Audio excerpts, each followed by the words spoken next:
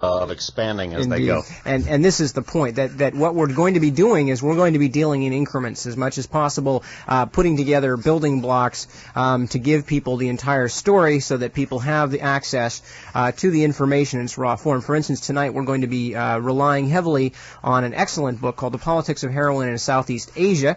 That book is by Alfred W. McCoy, and it is currently, I believe, out of print. It is available still in some places, and you can usually find it in libraries. But instead of just popping through it and hitting a couple of paragraphs out of the entire book, we're going to be going into it extensively because it was really the groundbreaking work in this field of talking about the relationship of drugs to power politics. And as a result, what we're going to be doing tonight is really largely concentrating almost entirely on the shift over of the Asian heroin trade into the hands of Western intelligence. We're not going to have any time tonight to talk about cocaine, which is a huge factor. And cocaine in politics is a gigantic issue that we're not even going to be able to tackle this time, which is why, as Dave mentioned, this is a 3 and possibly 4-part series. We'll be going around the horn, I guess you could say. We're going to be talking at great length. In fact, an entire broadcast will be, an entire Radio Free America show will be devoted to the influence of the CIA and military in promoting LSD. You really literally cannot separate out the military and the CIA from LSD, despite the counterculture overtones that drug acquired in the 60s and 70s. The fact of the matter is, everywhere you look with LSD in its development or use, one finds the military and the intelligence services. So we'll be dealing with, I don't know if you could say the entire cornucopia of pharmacology, but we're going to be covering a lot of the so-called recreational drugs that are in use in this society, and we'll show you where the use and abuse originally comes from. Indeed. And again, the point being that tonight we're going to be concentrating on a very specific step-by-step path of the growth of the heroin trade and the changeover of the heroin trade from something that was initially purely an underworld movement, a criminal movement solely for the purpose of money-making, and how it became a political tool. Again, heroin is only one of the drugs we're going to talk about, as Dave mentioned. We've got LSD coming up. We're going to talk about the cocaine trade. We're going to talk about a variety of other things in the upcoming shows. So if you're just tuning in for the first time, if it seems a little slow going to you, as Dave mentioned at the top of the broadcast, we realize that. That's the reason that this show is formatted differently from the broadcasts that we do on Sunday, which tend to be much more fast-moving, which tend to touch on a variety of topics. These are archive broadcasts. They are meant to contain as much information as we can squeeze into 4 hours without killing ourselves, basically. And still being able to make sense, which is important also. And we tend to go very deeply into the source material we use, as again tonight with The Politics of Heroin in Southeast Asia, and a very important book that probably most people out there have never read, and at least this will give them a good, healthy sampling of the work contained in it. Beyond that, the fact of the matter is that if the issues that we talk about on One Step Beyond, that Mae Brussel talks about on her World Watchers program, also heard on this station, if these issues are going to be dealt with effectively by our society, by the people in our society, obviously people are going to have to know about them. And yet people are up against the limitation of the fact that there are only 168 hours in a week. People have to work, they have to go to school, they have family commitments, and so forth. That's really what our archive shows are aimed at doing, is to give you an in-depth, complete understanding, or as complete as one can get, and also give you hard references. In other words, we're not sitting here asking you to accept our word for things. We're giving you the relevant source material and exerting as much of it as we reasonably can onto tape, so that basically you can acquire a degree of expertise, and yet you won't have to rearrange your lifestyle fundamentally in order to do it. But again, these are very, very important topics that we cover. This is not only one of the most important topics, but it's extremely timely. For those who eventually hear these programs later, this program is being recorded in mid-October of 1986 amidst a rising wave of anti-drug hysteria in this country. Now, needless to say, neither Nip nor myself advocates the use of illegal drugs. That's a decision people should make on their own, and I think make it very carefully, and the dominant consideration should be their own health. However, the fact of the matter is that a lot of these drugs, and friend, as damaging as they are, come from elements of our government, that our government is inextricably linked with the very plague that it is now ostensibly leading the charge against. And it's extremely timely, and again, as Nip indicated, The Politics of Heroin in Southeast Asia is not readily available. It's one of the dominant reference works in this field, and it's not easy to get a hold of. We're going to be exerting long segments of it tonight, many of the key segments. So again, feast your eyes and brains and go for it. Now, as many of our listeners who have been following these broadcasts before are aware, the drug situation and the stance of our government vis-a-vis drugs is very similar to the stance of our government vis-a-vis terrorism, insofar as if we were going to make a psychiatric comparison, we would call it transference. Transference is when one sees in other people the very illnesses that one has oneself. A classic case is what's been going on lately with Nicaragua, where Nicaragua has been accused by the Reagan administration of being the chief supplier of cocaine in the Western Hemisphere, working with Cuba and the Soviet Union to flood our country with killer cocaine and destroy the moral foundation of our youth, etc., etc. Well, in fact, as those who follow the newspapers, and especially those who follow these broadcasts know, in fact, the overwhelming weight of evidence is on the side showing that the folks, in fact, who are dealing cocaine in the Nicaraguan conflict are the Contras, which, again, is not surprising because, as we will see tonight, the right-wing mercenary/intelligence milieu has been making use of illegal drugs as a source for ready capital for a long time, especially when connected with the illegal arms traffic. And again, what we see in this case is we see the Reagan administration hysterically denouncing communist drug traffickers and decrying the rot of the moral fabric of our country due to drug use, while at the same time it's our very own intelligence establishment, as we will begin to show tonight, that has been for the last 40 years dealing very extensively in illegal drugs themselves. And in fact, that they have been doing this far more than, as far as we can tell, any of the communist countries or otherwise anathematic countries that are constantly cited by our government as examples of governments gone bad or terrorist or drug-dealing governments. So again, we're going to see tonight where this springs directly out of a very, very old program that started in Asia at the time of the Chinese Revolution, actually before the Chinese Revolution during World War II, and has carried on right to this day, this program of using drugs, and this is the main thing here tonight, using drugs not necessarily because of any moral commitment to drugs or because of anything about drugs other than the fact that they move quickly, they reap a great deal of profit for a small amount of actual material moved, that the circles that tend to deal in drugs are already dealing in a lot of other things like arms and things of that nature, and in many cases also in political insurrection. And the fact that they are a very, very good under-the-table source of capital for operations that people like the CIA cannot have bankrolled in the public eye. It's also worth noting, too, a couple of points. By introducing illegal drugs into a given environment, you are creating a conspiratorial milieu in and of itself because they are illegal. That often serves as an ideal vehicle for compromising people and subsequently using those people for whatever purposes an intelligence service would like to. Beyond that, it should be noted also, in addition to the situation in Nicaragua, the Afghan freedom fighters, who are receiving the largest support of any group from our intelligence system at the moment, is also very much involved in the narcotics traffic. They have been linked both to large-scale hashish and opium trafficking, and the profits from these are going to finance their war. As we're going to see this evening, and in future Radio Free America shows on the subject, that is a very, very common, almost numbingly familiar pattern, because we're going to be looking at that at great length this evening in Southeast Asia, both before and during the American involvement in the Vietnam War. And undoubtedly in upcoming broadcasts we will be mentioning, as Dave said, it's a numbingly familiar pattern. It's not only with many, many Southeast Asian governments, such as the Laotian and the Vietnamese and the Chinese, the Taiwanese governments and people of this sort. We've also seen it time and time again in the Middle East with the phalangists that we have been supporting in the Middle East, the phalangist government there, the right-wing government of Turkey, in Italy, in certain political groups that we've supported, in France, in Spain, and all over South and Central America.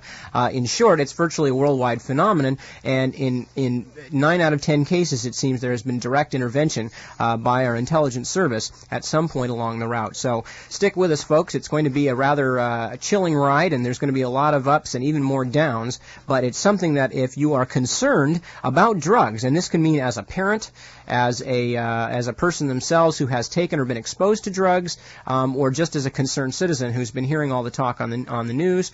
If you're concerned about drugs, you owe it to yourself to pull your head out of the sand and to find out what's really going on with the politics of drugs and international intelligence. Now, before we actually get into the history of or the historical background to our intelligence services involvement with the narcotics traffic, we're going to just, by way of introduction, discuss ever so briefly a little bit about the history of heroin, which is the first of the drugs we're going to be considering. Now, it should be noted that it's intriguing that heroin should have become such a scourge in our society, because initially heroin was not only a legal drug, but it specifically was hailed as a miracle drug. It was hailed as a cough suppressant. It was hailed, ironically enough, as a cure for morphine addiction, believe it or not, in its inception. And the actual drug heroin itself was widely regarded. It was initially developed by the Bayer Company, one of the member companies of IG Farben, which we're going to talk about. But when it first came out, and I believe was first developed in 1898, it was literally the subject of a worldwide media advertising blitz by the Bayer Company, and doctors were prescribing it right and left for all kinds of ailments. By the early 20s, it had become apparent that this had created a monstrous addiction problem in the United States and elsewhere, so the drug became illegal at that point. But it should be noted that America's heroin addicts initially became addicted to that drug because it was not only legal, but widely prescribed by the medical community. That's something to think about as you observe a lot of people today becoming addicted to prescription drugs. Perhaps they've had surgery or been injured, and a doctor will prescribe a painkiller, and that painkiller can prove addictive. This, again, is a numbingly familiar pattern. Heroin initially, and this is a significant point, was not only legal, but was hailed as a miracle drug and widely prescribed. And this is where the heroin addiction problem first comes from. It should be noted that the problem of heroin addiction was added to morphine addiction and compounded the problem of morphine addiction, and it's worth noting for our purposes that morphine addiction has stemmed largely in this country from wars. Specifically, casualties were treated with morphine in order to dull their pain. Many of the men, and this is the first large-scale morphine addiction in this country, followed the Civil War, and it's worth noting that after our major foreign wars, there has always been an upsurge in drug addiction in this country due to people who are treated with morphine or other drugs and become addicted to it. There was a large swelling of the addict population in the United States immediately after World War I due to the effects of morphine, and then shortly after World War I, the medical community in this country took stock of the fact that heroin was creating a huge addiction problem, and then finally, after being hailed as a miracle drug and widely prescribed, it became illegal. And Nip's going to give you a couple of interesting details about heroin's origin and about the origin of a drug which is used now to treat heroin addiction. And as you listen to what he's reading, remember that initially heroin was prescribed for, among other things, a cure. It was prescribed as a cure for morphine addiction. This short segment I'm going to read is from a book called The Crime and Punishment of IG Farben. The book is by Joseph Borkin, B-O-R-K-I-N, copyright 1978 by the Free Press, which is a division of Macmillan Publishing Company. An excellent book, by the way, and well worth your time. It gives a very good insight into something that people who are students of history and politics and warfare often do not spend enough time with, which is the economic and industrial basis of war, which is inextricable from the fabric of warfare itself. Just before Nip reads, the IG Farben, for people who are tuned into us perhaps for the first time or one of the first times, IG Farben, or the Interessengemeinschaft Farben industry, as its full name is something. It's one of the dominant industrial concerns in the world, and it's something one should really. It's sort of a must to know about if you want to understand the history of industry in the modern world. It basically was a giant chemical cartel, a number of companies that had comprised the heart of the German dye-stuff industry, combined after World War I into one giant cartel, or Interessengemeinschaft, which roughly translates community of interest. This giant chemical cartel, the IG Farben industry, composed of a number of different companies, including the Bayer Company, which Nip is going to read you about, remained as a cartel through the end of World War II, and during the World War II and pre-World War II period, the IG Farben provided the backbone of Hitler's war production. It was the single dominant industrial concern in Nazi Germany, and as one observer of the situation noted, he said that Hitler was Farben and Farben was Hitler. After the war, the cartel was broken up into its member companies, but those member companies remained just as influential on the scene as they were when they were one giant company. It's sort of similar to the way Standard Oil, where the old Standard Oil Trust was busted up into Mobil, Exxon, Chevron, and other companies, but they're still all owned by the Rockefellers, so in a sense the trust busting under Roosevelt was sort of academic. But the IG Farben, a giant chemical cartel, the single most important concern behind the Third Reich. Also, it should be mentioned that at the end of World War II, several members of the IG Farben board of directors were the first civilians ever found guilty of war crimes, which should give you an idea of how very closely the community of interest was shared between IG Farben and Hitler's Nazi political machine. And listeners listening to these tapes in the future, if they would like to refer to things dealing with IG Farben, at DAVCOR we have a number of different tapes. First of all, Uncle Sam and the Swastika deals extensively with IG Farben. Our first two Radio Free America shows, looking back from 1984, The Hidden History of the Cold War, Parts 1 and 2, deal with IG Farben at considerable length throughout the broadcasts, and also a program called The Third Reich, South Africa, and the Bomb deals with the role of IG Farben in Nazi Germany's industrial production and also in the nuclear production of post-war Germany, the Federal Republic of Germany. So people would like to read up more on IG, there are some good references. Now, after all that build-up, it's a very short segment, but it's a very interesting segment nonetheless. Remember, Bayer was part of this interlocking concern, chemical concern, IG Farben. Bayer's pharmaceutical venture was even larger. Out of its laboratories emerged aspirin, the world's most famous home remedy for pain and fever. Bayer was also responsible for the introduction of heroin, which it sold as a cure for morphine addiction and as a cough suppressant, especially effective in children. Later, the Bayer laboratories developed methadone in preparation for World War II as a synthetic substitute for morphine. It was originally named Dolafine, in honor of Adolf Hitler. Today, methadone is used principally in the treatment of heroin addiction. And, of course, methadone itself is highly addictive, but actually it's used for one reason, because it's safer and it's cheaper to manufacture than heroin is. But it's interesting, again, that heroin addiction, initially, of course, heroin prescribed as a cure for morphine addiction, is now being cured by methadone, which was initially a synthetic narcotic produced by IG Farben in case the flow of opium from the East was cut off by the British blockade during World War II, and, of course, originally named in honor of Adolf Hitler. Well, now we're going to begin dealing with the actual influence of the U.S. intelligence system on the narcotics traffic and its actual involvement in that narcotics traffic.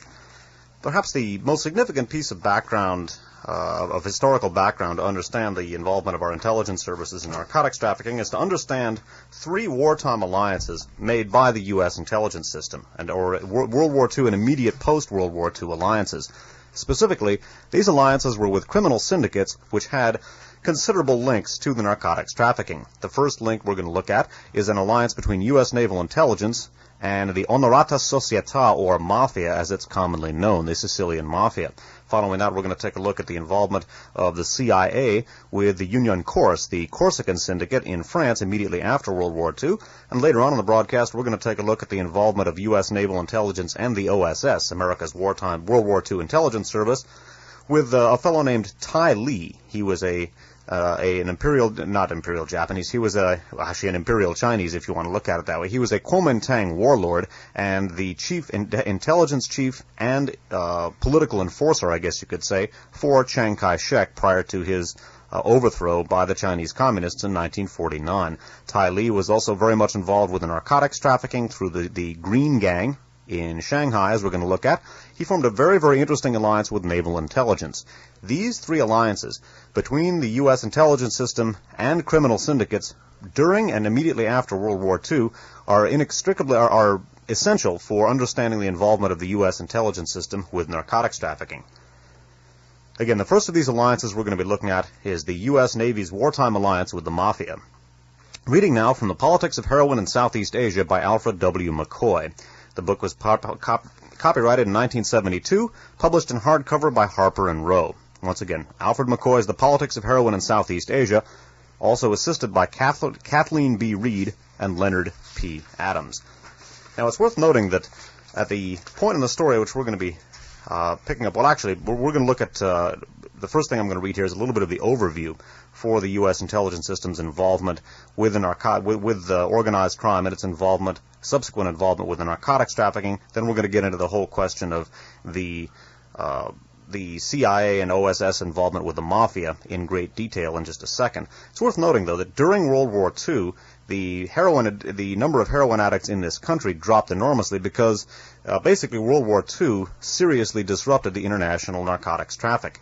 A combination of the fact that the sea lanes were much more perilous due, obviously, to the submarine warfare and so forth, the fact that, as a result, merchant shipping bottoms were not as easy to come by, the increased security countries had around their borders, a lot of different factors combined to make it extremely difficult to traffic in heroin internationally. Also, the progress of the warfare itself also disrupted the international heroin trade considerably, as different groups involved in the narcotics trade were forced to migrate or to move very suddenly due to the progress of the warfare.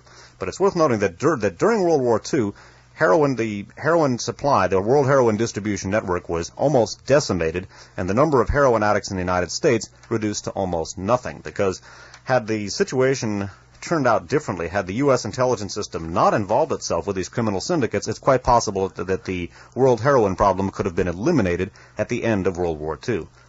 Reading once again now, returning to, I should say, The Politics of Heroin in Southeast Asia by Alfred McCoy. While law enforcement efforts failed to stem the flow of illicit heroin into the United States during the 1930s, the outbreak of World War II seriously disrupted international drug traffic. Wartime border security measures and a shortage of ordinary commercial shipping made it nearly impossible for traffickers to smuggle heroin into the United States. Distributors augmented dwindling supplies by adulterating heroin with increasingly greater proportions of sugar or quinine. While most packets of heroin sold in the United States were 28% pure in 1938, only 3 years later they were less than 3% pure.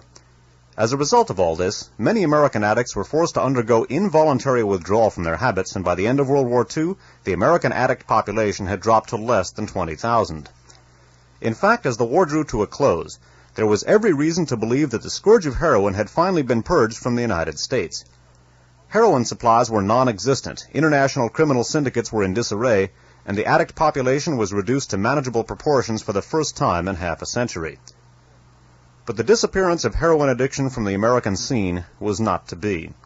Within several years, in large part thanks to the nature of U.S. foreign policy after World War II, the drug syndicates were back in business, the poppy fields in Southeast Asia started to expand, and heroin refineries multiplied both in Marseille and Hong Kong. How did we come to inflict this heroin plague on ourselves? The answer lies in the history of America's Cold War crusade. World War II shattered the world order much of the globe had known for almost a century. Advancing and retreating armies surged across the face of 3 continents, leaving in their wake a legacy of crumbling empires, devastated national economies, and shattered social orders. In Europe, the defeat of fascist regimes in Germany, Italy, France, and Eastern Europe released workers from years of police-state repression.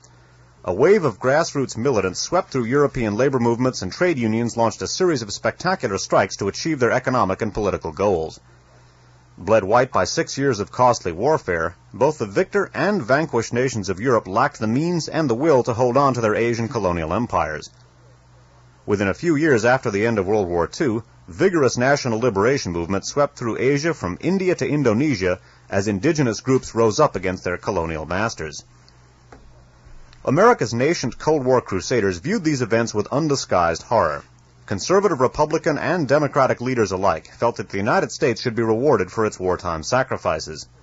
These men wanted to inherit the world as it had been and had little interest in seeing it changed.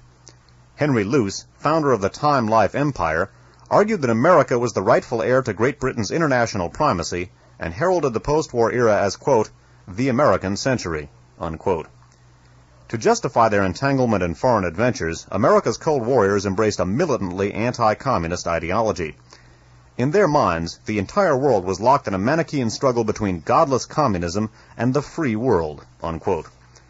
The Soviet Union was determined to conquer the world, and its leader Joseph Stalin was the new Hitler. European labor movements and Asian nationalist struggles were pawns of international communism, unquote, and as such had to be subverted or destroyed. There could be no compromise with this monolithic evil. Negotiations were appeasement, unquote, and neutralism was immoral, unquote.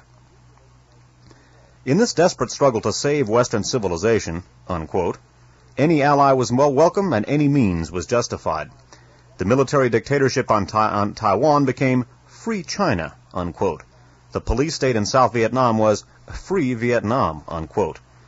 A collection of military dictatorships stretching from Pakistan to Argentina was the free world, unquote. The CIA became the vanguard of America's anti-communist crusade, and it dispatched small numbers of well-financed agents to every corner of the globe to mold local political situations in a fashion compatible with American interests. Practicing a ruthless form of clandestine realpolitik, its agents made alliances with any local group willing and able to stem the flow of communist aggression, unquote. Although these alliances represent only a small fraction of CIA post-war operations, they have nevertheless had a profound impact on the international heroin trade. The Cold War was waged in many parts of the world, but Europe was the most important battleground in the 1940s and 50s. Determined to restrict Soviet influence in Western Europe, American clandestine operatives intervened in the internal politics of Germany, Italy, and France. In Sicily, the forerunner of the CIA, the Office of Strategic Services, formed an alliance with the Sicilian Mafia to limit the political gains of the Italian Communist Party on this impoverished island. In France, the Mediterranean port city of Marseille became a major battleground between the CIA and the French Communist Party during the late 1940s. To tip the balance of power in its favor, the CIA recruited Corsican gangsters to battle communist strikers and backed leading figures in the city's Corsican underworld who were at odds with the local communists. Ironically, both the Sicilian Mafia and the Corsican underworld played a key role in the growth of Europe's post-war heroin traffic and were to provide most of the heroin smuggled into the United States for the next 2 decades. That's by way of introduction, and now, as indicated, Nip's going to begin reading you specifically about the OSS Naval Intelligence Mafia Alliance during and after World War II. All right, this is also from Alfred McCoy's Politics of Heroin in Southeast Asia. This is headed The Mafia Restored, Fighters for Democracy in World War II. World War II gave the Mafia a new lease on life. In the United States, the Office of Naval Intelligence, ONI, became increasingly concerned over a series of sabotage incidents on the New York waterfront, which culminated with the burning of the French liner Normandie on the eve of its christening as an Allied troop ship.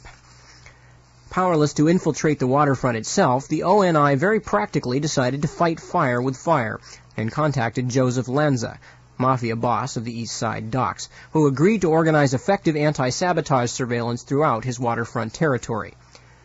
When ONI decided to expand Operation Underworld to the West Side docks in 1943, they discovered they would have to deal with the man who controlled them, Lucky Luciano, unhappily languishing in the harsh Dannemora prison.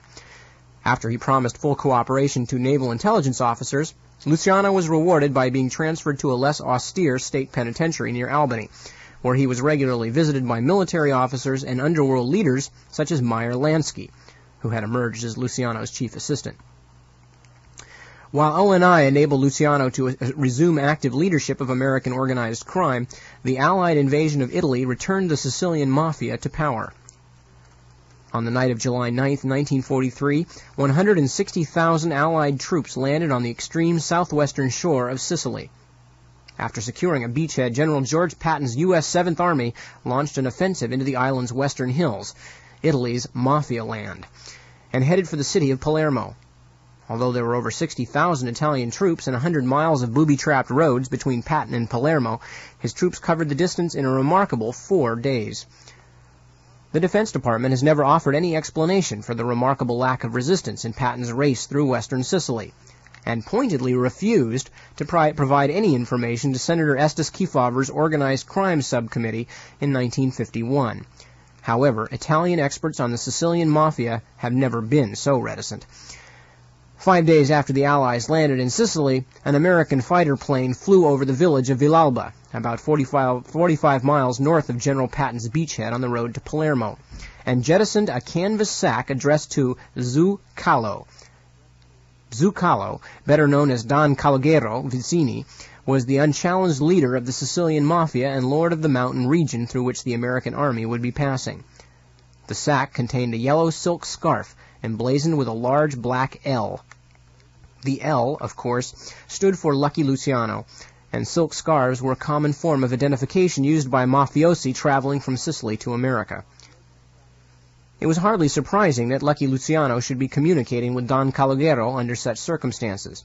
Luciano had been born less than 15 miles from Villalba in Lercara Fridi, where his mafiosi relatives still worked for Don Calogero. 2 days later, 3 American tanks rolled into Villalba after driving 30 miles through enemy territory.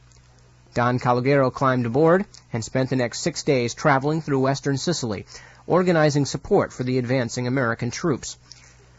As General Patton's 3rd Division moved onward into Don Calogero's mountain domain, the signs of its dependence on Mafia support were obvious to the local population. The Mafia protected the roads from snipers, arranged enthusiastic welcomes for the advancing troops, and provided guides through the confusing mountain terrain. While the role of the Mafia is little more than a historical footnote to the Allied conquest of Sicily, its cooperation with the American military occupation, otherwise known as AMGOT, was extremely important. Although there is room for speculation about Luciano's precise role in the invasion, there can be little doubt about the relationship between the Mafia and the American military occupation. This alliance developed when, in the summer of 1943, the Allied occupation's primary concern was to release as many of their troops as possible from garrison duties on the island so they could be used in the offensive throughout southern Italy. Practicality was the order of the day, and in October, the Pentagon advised occupation officers, quote, that the Carabinieri, an Italian army, will be found satisfactory for local security purposes, unquote. But the fascist army had long since deserted, and Don Calogero's Mafia seemed far more reliable at guaranteeing public order than Mussolini's powerless Carabinieri. So in July, the Civil Affairs Control Office of the U.S. Army appointed Don Calogero mayor of Villalba. In addition, AMGOT appointed loyal mafiosi as mayors in many of the towns and villages in western Sicily.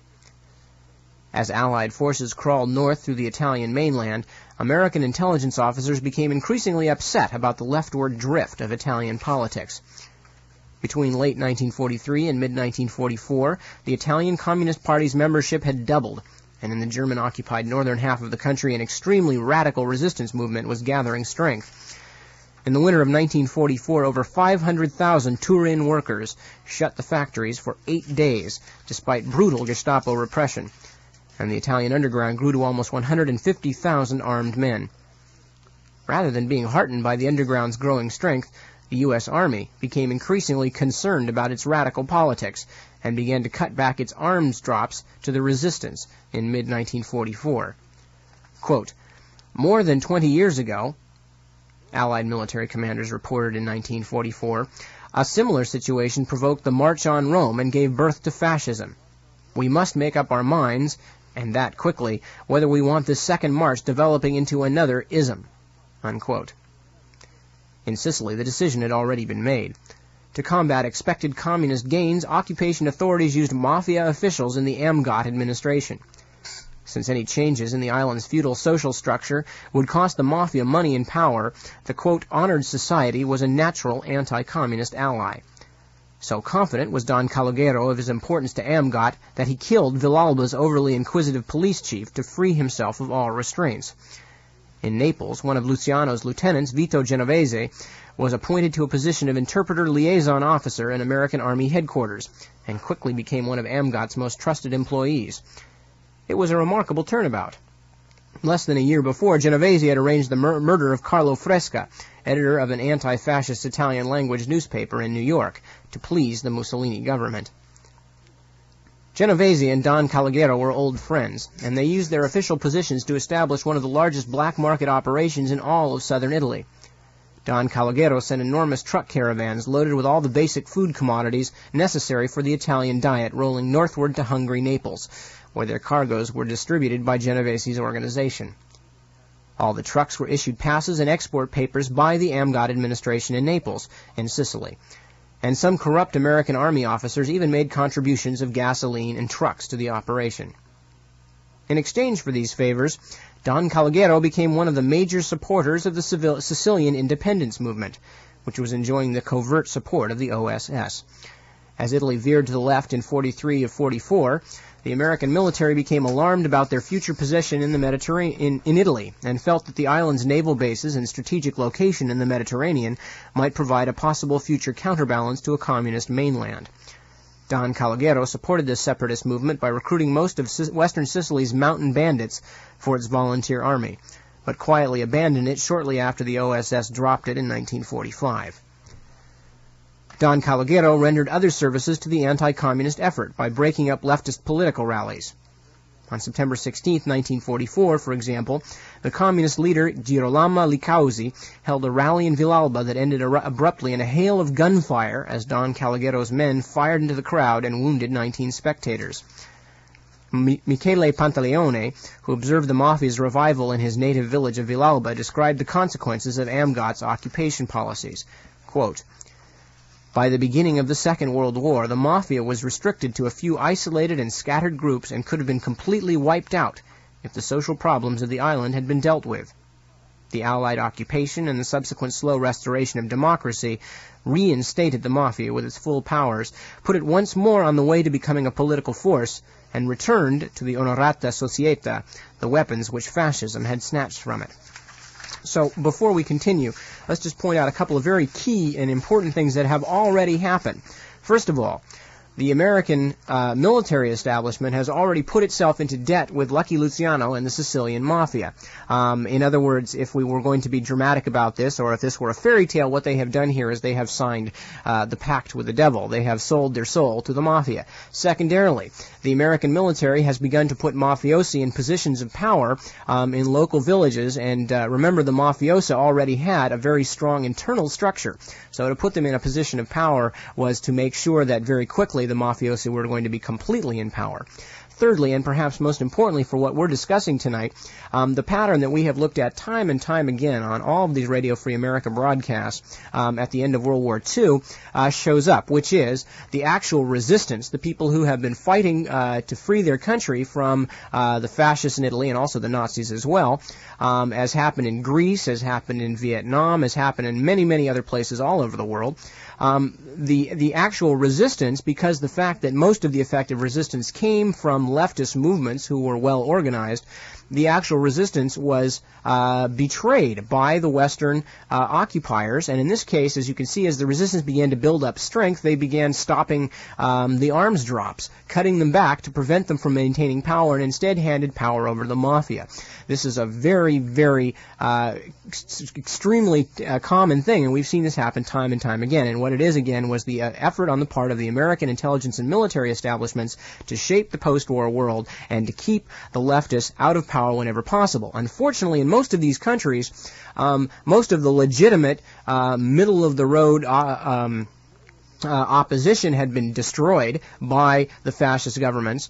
The leftists were anybody who even slightly socialist was too far left for these people in most cases, and so as a result, the people who got the power were in most cases the same fascists who had been cooperating avidly with the Nazis or the Italians or the Japanese. Right. So again, for the purposes of the discussion here, the sabotage that was in effect, the Axis sabotage on the East Coast docks during World War II leads U.S. naval intelligence to make a deal with the American Mafia to basically use their influence on the docks to eliminate this sabotage. That deal then basically results in the lightening of the sentence of Lucky Luciano, the head of the American Mafia.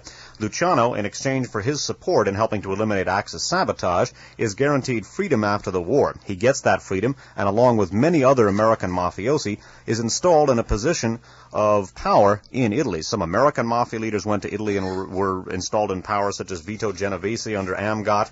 Some of them, such as Don Calogero, were there to begin with. But the point is that it was the American involvement in Sicily which restored the Sicilian Mafia to power.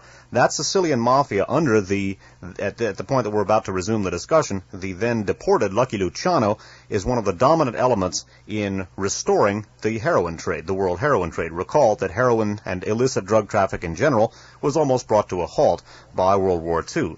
The Mafia in Italy and Sicily, because Mussolini looked on them as a rival power base, was virtually eliminated. The U.S., via its wartime and post-war alliances, installs the Mafia in Sicily, and as indicated here, the Mafia then duly set about machine gunning various communists and leftists that their American sponsors wanted gotten rid of. And as we'll see, despite the fact that, as Dave mentioned, Mussolini decided to move his Mafia rivals out of the way during World War II, at the end of World War II, finding themselves both in many cases on the receiving end of OSS and CIA aid money and secret loans and things like that, the Mafia and the fascists began growing bring back together to cooperate in fighting the quote-unquote communist threat on behalf of their Western intelligence masters. By the way, this fascist mafia axis and its involvement in drug trafficking is something we've already looked at in our Mediterranean merry-go-round series about the Pope shooting, specifically in Radio Free America number 20,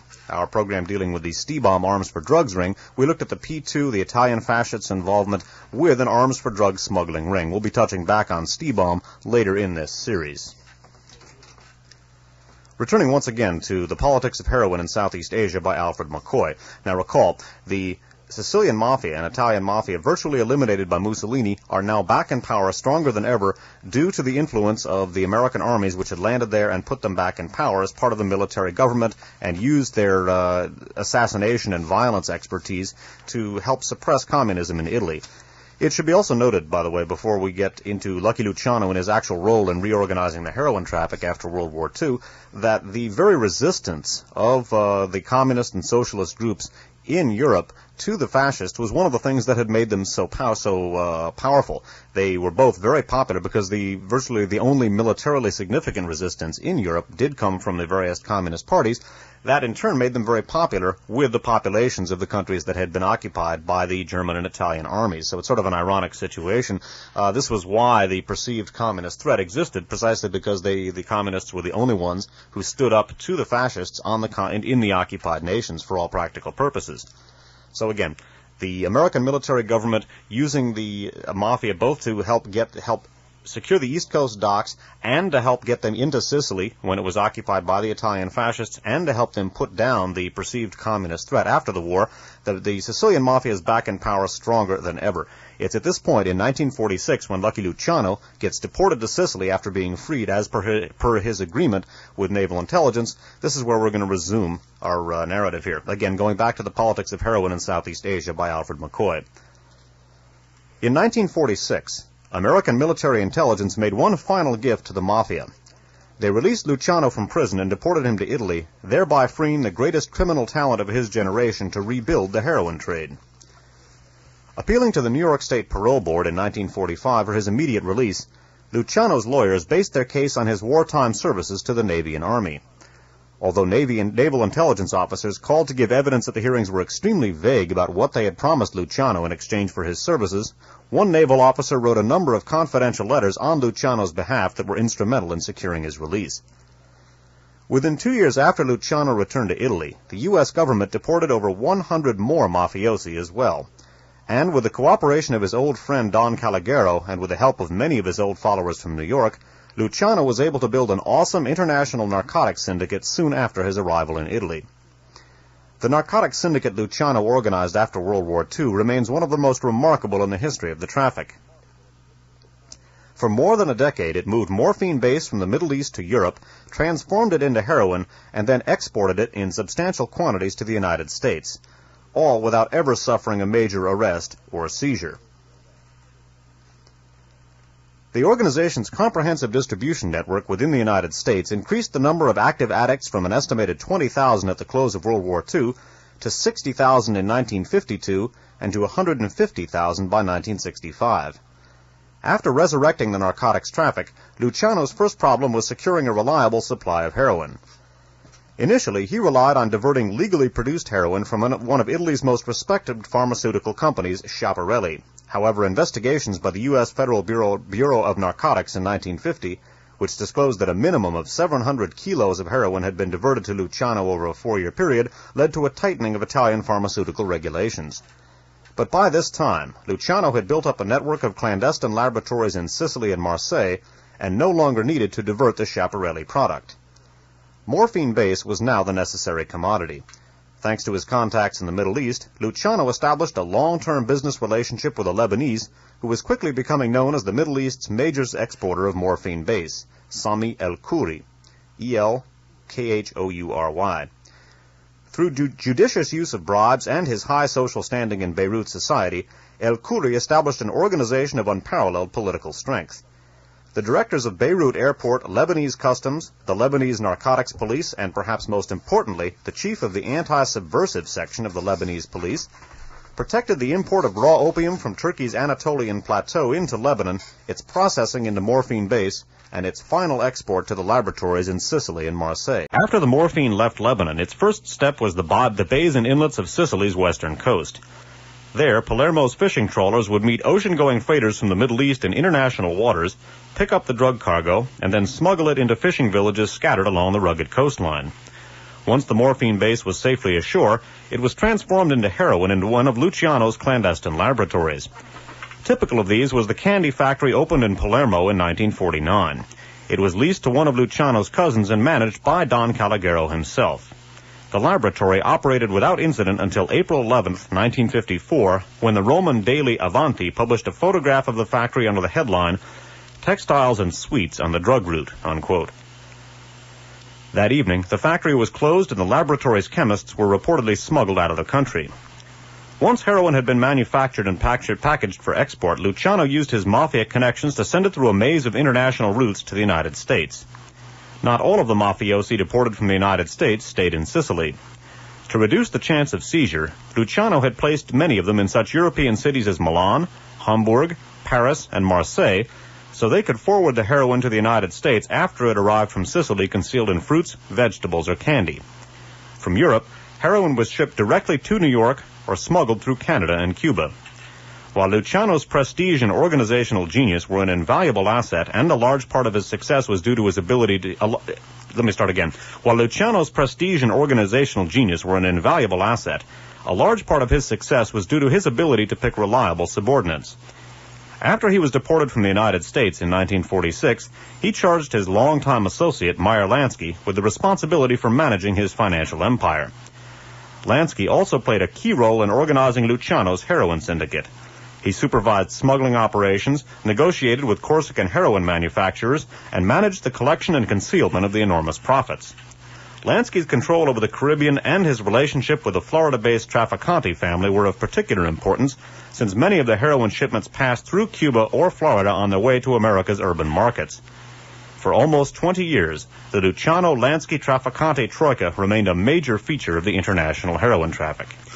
Continuing. Organized crime was welcome in pre-revolutionary Cuba, and Havana was probably the most important transit point for Luciano's European heroin shipments. The leaders of Luciano's heroin syndicate were at home in the Cuban capital and regarded it as a safe city. Lansky owned most of the city's casinos, and the Trafficante family served as Lansky's resident managers in Havana. Luciano's 1947 visit to Cuba laid the groundwork for Havana's subsequent role in international narcotics smuggling traffic. Arriving in January, Luciano summoned the leaders of American organized crime, including Meyer Lansky, to Havana for a meeting, and began paying extravagant bribes to prominent Cuban officials as well. The director of the Federal Bureau of Narcotics at the time felt that Luciano's presence in Cuba was an ominous sign. Quote, "I had received a preliminary report through a Spanish-speaking agent I had sent to Havana, and I read this to the Cuban ambassador. The report stated that Luciano had already become friendly with a number of high Cuban officials through the lavish use of expensive gifts. Luciano had developed a full-fledged plan which envisioned the Caribbean as his center of operations. Cuba was to be made the center of all international narcotic operations," unquote. Pressure from the United States finally resulted in the revocation of Luciano's residence visa and his return to Italy, but not before he had received commitments from organized crime leaders in the United States to distribute the regular heroin shipments he promised them from Europe. The Caribbean, on the whole, was a happy place for American racketeers. Most governments were friendly and did not interfere with the business ventures that brought some badly needed capital into their generally poor countries. Organized crime had been well established in Havana long before Luciano's landmark voyage. During the 1930s, Meyer Lansky, quote, "discovered the Caribbean for northeastern syndicate bosses and invested their illegal profits in an assortment of lucrative gambling ventures." In 1933, Lansky moved into the Miami Beach area and took over most of the illegal off-track betting and a variety of hotels and casinos. He was also reportedly responsible for organized crime's decision to declare Miami a, quote, "free city," in other words, not subject to the usual rules of territorial monopoly. Following his success in Miami, Lansky moved to Havana for 3 years, and by the beginning of World War II, he owned the Hotel Nacional's casino and was leasing the municipal racetrack from a reputable New York bank. Burdened by the enormous scope and diversity of his holdings, Lansky had to delegate much of the responsibility for daily management to local gangsters. One of the Lansky's earliest associates in Florida was Santo Traficante Sr., a Sicilian-born Tampa gangster. Traficante had earned his reputation as an effective organizer in the Tampa gambling rackets and was already a figure of some stature when Lansky first arrived in Florida. By the time Lansky returned to New York in 1940, Traficante had assumed responsibility for Lansky's interests in Havana and Miami. By the early 1950s, Traficante had himself become such an important figure that he in turn delegated his Havana concessions to Santo Traficante Jr., the most talented of his 6 sons. Santo Jr.'s official position in Havana was that of manager of the Sans Souci Casino, but he was far more important than his title indicates. As his father's financial representative and ultimately Meyer Lansky's, Santo Jr. controlled much of Havana's tourist industry and became quite close to the pre-Castro dictator Fulgencio Batista. Moreover, it was reportedly his responsibility to receive the bulk shipments of heroin from Europe and forward them through Florida to New York and other major urban centers, where their distribution was assisted by local mafia bosses. Just should mention, broadcasting from Foothill College, this is KFJC Los Altos Hills. So now we see another major change in the drug traffic, and as Lucky Luciano begins to develop his stranglehold on the heroin traffic, and puts his assistant Meyer Lansky more and more in charge of American operations, Meyer Lansky discovers the benefits of the Caribbean and of Miami. And of course, to this very day, Miami is probably the U.S. center for illegal drug traffic. However, one of the main things that's changed is that Cuba is no longer the main stopping point in the Western Hemisphere for the illegal drugs coming in. And of course, the reason for this was the revolution that brought Fidel Castro to power and drove Fulgencio Batista and his cronies out. And because along with Batista and his cronies went the mafia, and especially Meyer Lansky and the Traficantes, and also their grip on the drug traffic and the gambling and all those things that had made Cuba such a paradise for the mafia. Again, the Traficante Meyer Lansky axis is something that's going to come back with a vengeance later on in this series that we're doing. We'll be looking at the Traficante group in particular much later in the program. Yeah, I think this would be a good time to do it. All right, we'll do that then. We're going to take a break for a few minutes and give you all a chance to get up and turn around, because right now we're going to be going on after this and beginning to talk about some very interesting things having to do with France, the Marseille connection, the Corsican Mafia, otherwise known as the Union Corse, and a variety of other fascinating topics that some of you may not know about, and if so, you owe it to yourself to stick with us. We'll be back in just a few moments, Dave and myself, and we will have more of Radio Free America for you right here on KFJC. Although, as mentioned at the top of the broadcast, this is going to be a 3 and possibly a 4-part series. And don't worry, folks, if you have a favorite drug you want to know about, we'll be getting to them. Give us time. But tonight we're talking about drugs, and we're quoting extensively from an unfortunately not very well-known book called The Politics of Heroin in Southeast Asia by Alfred McCoy, as well as a few other works. But this is an excellent book, very hard to get a hold of, but it is, as I said earlier in the broadcast, perhaps the seminal work in the field. It certainly got a lot of other people started on this stuff, and it's a book that you deserve for yourself if you bump into it to pick up a copy of it somewhere. It's well worth your time and trouble to have, and it's very hard to find. We've been talking so far about the initial connections between originally the Office of Naval Intelligence and then the OSS and the American military with the Sicilian Mafia.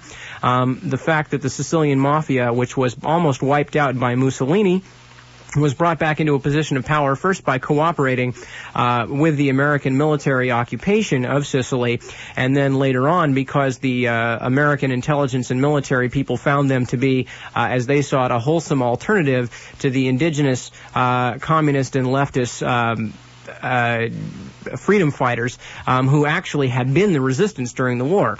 But the American military did not find that to be a healthy thought, that these people would be in power after the war. So instead, wherever they went, they put back in either the original fascist functionaries or the mafia. Then we talked about how after the war, how Lucky Luciano set his heroin network in motion. That was for a span of some 10 years, not only by far the world's leading heroin network, but it also never suffered a major arrest or a seizure, and how the heroin-using populace in the United States jumped dramatically after World War II, to a large extent because of the American military and intelligence establishment's cooperation with Luciano and the Sicilian Mafia. We got some problems here. There we go. There we go. That's our problem. We also took a look at the eventual establishment of Cuba as a major transshipment point for the... There we go. As a major transshipment point for the drugs from...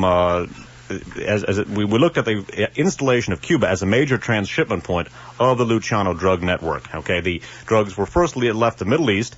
They were grown in Turkey. They departed from Lebanon, went to the western coast of Sicily, and eventually, as we're going to see, Marseille became the major refining point. We're going to get into that in just a minute. From there, they went to Cuba, and from Cuba, of course, to the United States. We're going to come back to Cuba, the Lansky-Trafficante axis in just a little bit. Well, actually, probably in a couple of programs, but Cuba and the Trafficante group are going to come in later on come to figure in this scenario in a big, big way. The point here being that it was U.S. Naval Intelligence and the Military Intelligence Alliance with the Mafia, first of all, in Operation Underworld to secure American docks from sabotage, and then by installing the Sicilian Mafia in power in Sicily after the American invasion there. This was the factor which created the resurgence of the mafia in that part of the country, so in that part of the world. So this basically is what we're looking at here. The U.S. military intelligence reinstalls the mafia in Sicily. The mafia with Luciano then is a dominant factor in restoring the drug traffic.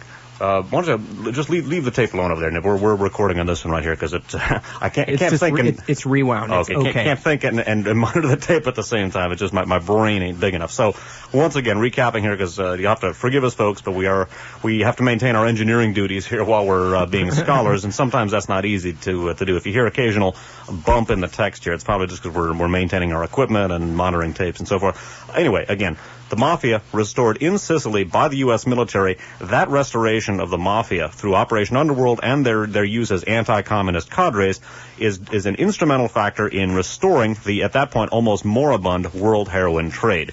At this point now, U.S. intelligence is not directly involved with the trafficking of narcotics, but via their machinations in the world and via through a sort of a quid pro quo, whereby in exchange for their anti-communist expertise, the mafia was more or less left alone. We see the U.S. intelligence essentially creating the world conditions for a resurgence in the world heroin trade. We're going to take a look at further efforts in that regard right now. And in addition to restoring the Sicilian mafia, the CIA was immediately after World War II responsible for placing the Union Corps, the Corsican organized crime syndicate, into a similar situation with regard to the docks in Marseille. We're going to take a look at Marseille's development as a major heroin shipment, as a major heroin refining center, and its work in turn with the Luciano Lansky mob here in just a minute.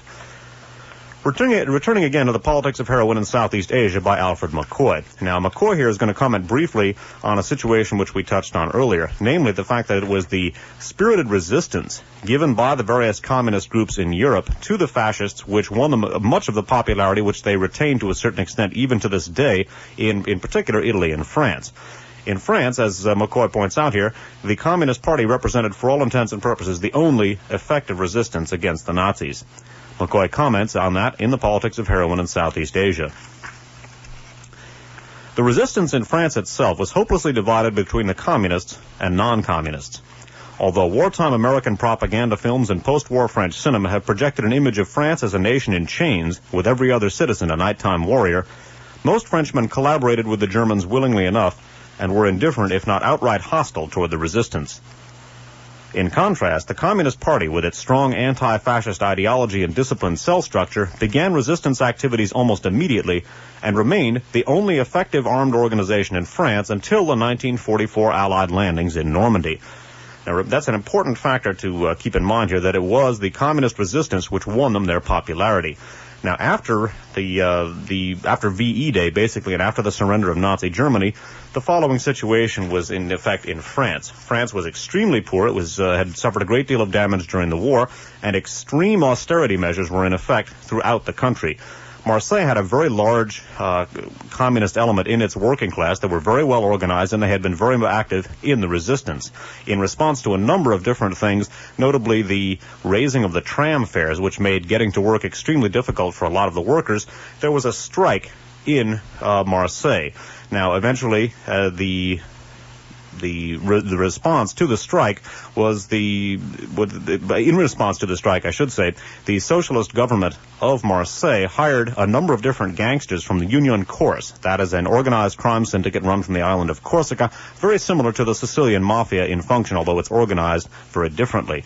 The Corsican syndicate, the Union Corse, was instrumental in beating up a number of different communists in the city of Marseille, including several members of the city council who belonged to the Communist Party.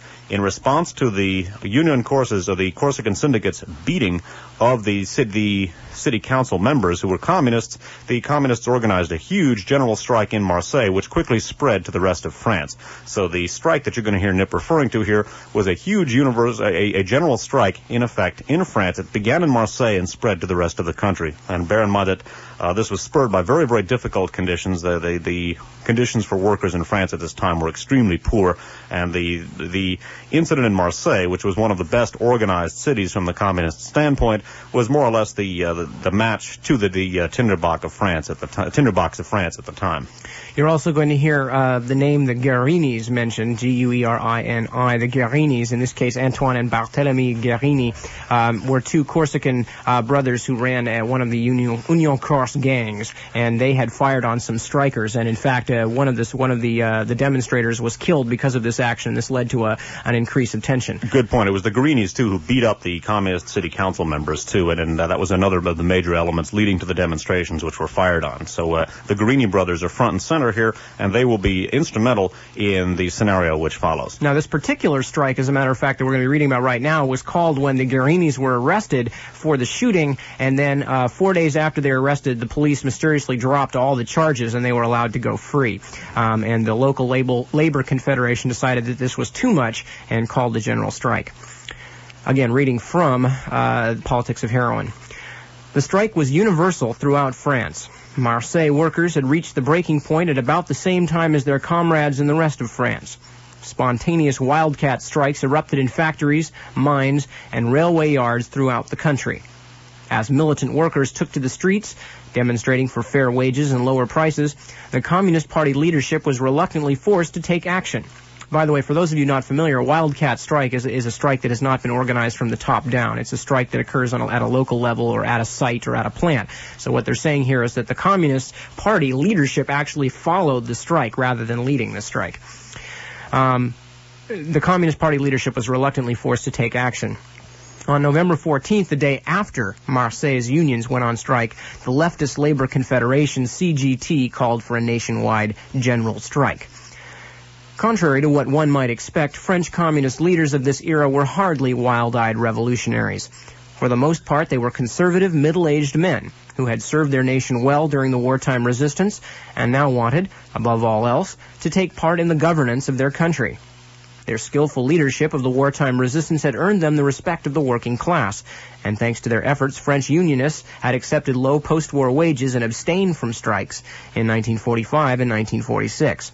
However, their repeated support for draconian government austerity measures began to cost them votes in union elections, and in mid-1946, one U.S. State Department analyst reported that communist leaders, quote, could no longer hold back the discontent of the rank and file, unquote. When wildcat strikes and demonstrations erupted in mid-November 1947, the Communist Party was forced to support them or forfeit its leadership of the working class. At best, its support was half-hearted. But by late November, 3 million workers were out on strike, and the French economy was almost paralyzed. Ignoring their own analysts, U.S. foreign policy planners interpreted the 1947 strike as a political ploy on the part of the Communist Party and feared that it was a prelude to a, quote, takeover of the government. The reason for this blindness was simple. By mid-1947, the Cold War had frozen over, and all political events were seen in terms of the, quote, worldwide ideological clash between Eastern communism and Western democracy, unquote. Apprehensive over Soviet gains in the Eastern Mediterranean and the growth of communist parties in Western Europe, the Truman administration drew up the multi-billion-dollar European Recovery Plan in May, known popularly as the Marshall Plan, and established the CIA in September. Determined to save France from an imminent communist coup, the CIA moved in to help break up the strike, choosing the Socialist Party as its nightstick. On the surface, it may have seemed a bit out of character for the CIA to be backing anything so far left as a socialist party. However, there were only three major political parties in France: socialist, communist, and Gaullist. And by a simple process of elimination, the CIA wound up bedding down with the socialists. While General de Gaulle was far too independent for American tastes, socialist leaders were rapidly losing political ground to the communists and were only too willing to collaborate with the CIA. Writing in the Saturday Evening Post in 1967, the former director of the CIA's International Organizations Division, Thomas W. Braden, explained the agency's strategy of using leftists to fight leftists. It was personified by J. Lovestone, he writes, assistant to David Dubinsky in the International Ladies Garment Workers Union. Once chief of the Communist Party in the United States, Lovestone had enormous grasp of foreign intelligence operations. In 1947, the Communist Confédération Générale du Travail led a strike in Paris, which came very close to paralyzing the French economy. A takeover of the government was feared. Into this crisis stepped Lovestone and his assistant Irving Brown. With funds from Dubinsky's union, they organized Force Ouvrière, a non-communist union. When they ran out of money, they appealed to the CIA. Thus began the secret subsidy of free trade unions, which soon spread to Italy. Without that subsidy, post-war history might have gone very differently. Shortly after the general strike began, the socialist faction split off from the CGT, the Confédération Générale du Travail, and formed a separate union, Force Ouvrière, with CIA funds. CIA payments on the order of $1 million a year guaranteed the Socialist Party a strong electoral base in the labor movement and gave its leaders the political strength to lead the attack on striking workers. While Marseille socialist leader Gaston Defferre called for an anti-communist crusade from the floor of the National Assembly, and in the columns of Le Provençal, Socialist Minister of the Interior Jules Moch directed brutal police actions against striking workers. With the advice and cooperation of the U.S. military attaché in Paris, Moch requested the call-up of 80,000 reservists and mobilized 200,000 troops to battle the strikers. Faced with this overwhelming force, the CGT called off the strike on December 9th, after less than a month on the picket lines. Continuing. The bloodiest battleground of the general strike had not been in Paris, as Braden indicates, but in Marseille. Victory in Marseille was essential for U.S. foreign policy for a number of reasons. As one of the most important international ports in France, Marseille was a vital beachhead for Marshall Plan exports to Europe. Continued communist control of its docks would threaten the efficiency of the Marshall Plan and any future aid programs. As the second largest city in France, continued communist domination of the Marseille electorate would increase the chance that the Communist Party might win enough votes to form a national government. The Communist Party already controlled 28% of the vote and was the largest party in France.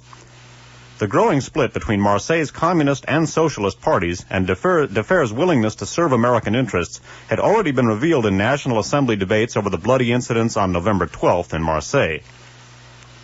Instead of criticizing the Guerinis for beating the municipal councillors and murdering the sheet metal worker, socialist leader Gaston Defferre chose to attack the communists.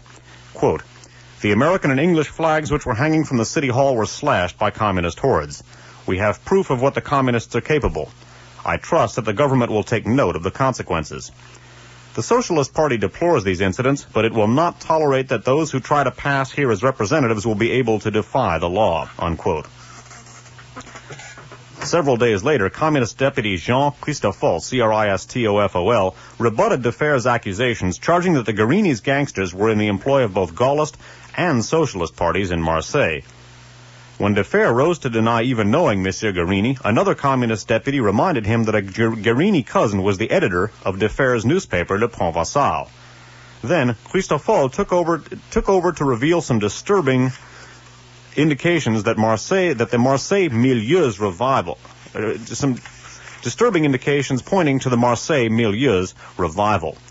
Underworld collaborators were being paroled from prison, and government officials were allowing milieu nightclubs to open, among them the Guarini's Parakeet Club.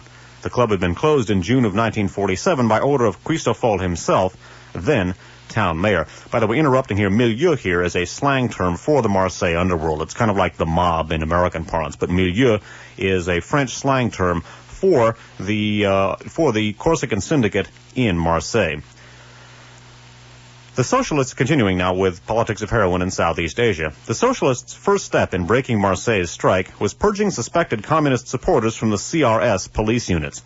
Interrupting again, the CRS police units were an ad hoc constabulary put together in Marseille, largely involving elements of the Marseille Communist Party, and it's worth noting that the CRS units had been very instrumental in cracking down, on the milieu, on the Corsican syndicate in Marseille. Resuming. The socialists' first step in breaking Marseille's strike was purging suspected communist supporters from the CRS police units. Once this was accomplished, these units could easily be ordered to use violent tactics against the striking workers. Thus, although official reports had nothing but praise for the cool professionalism of these officers, Socialist Mayor Gaston Defferre unjustly accused them of having sided with the demonstrators during the rioting of November 12th. After socialist cadres drew up a list of suspected CRS communists, Mayor Defferre passed it along to Socialist Minister Jules Moch, M-O-C-H, who ordered the blacklisted officers fired. This action by the socialists was certainly appreciated by the hard-pressed Corsican syndicates as well. In sharp contrast to the regular police, CRS units had been cracking down on the milieu's smuggling and black market activities. Once these communist officers had been purged, CRS units started attacking picket lines with unrestrained violence. But it would take more than ordinary police repression to break the determination of Marseille's 80,000 striking workers. If the U.S. was to have its victory in Marseille, it would have to fight for it, and the CIA proceeded to do just that. Through their contacts with the Socialist Party, the CIA had sent agents and a psychological warfare team to Marseille, where they dealt directly with Corsican syndicate leaders through the Guarini brothers.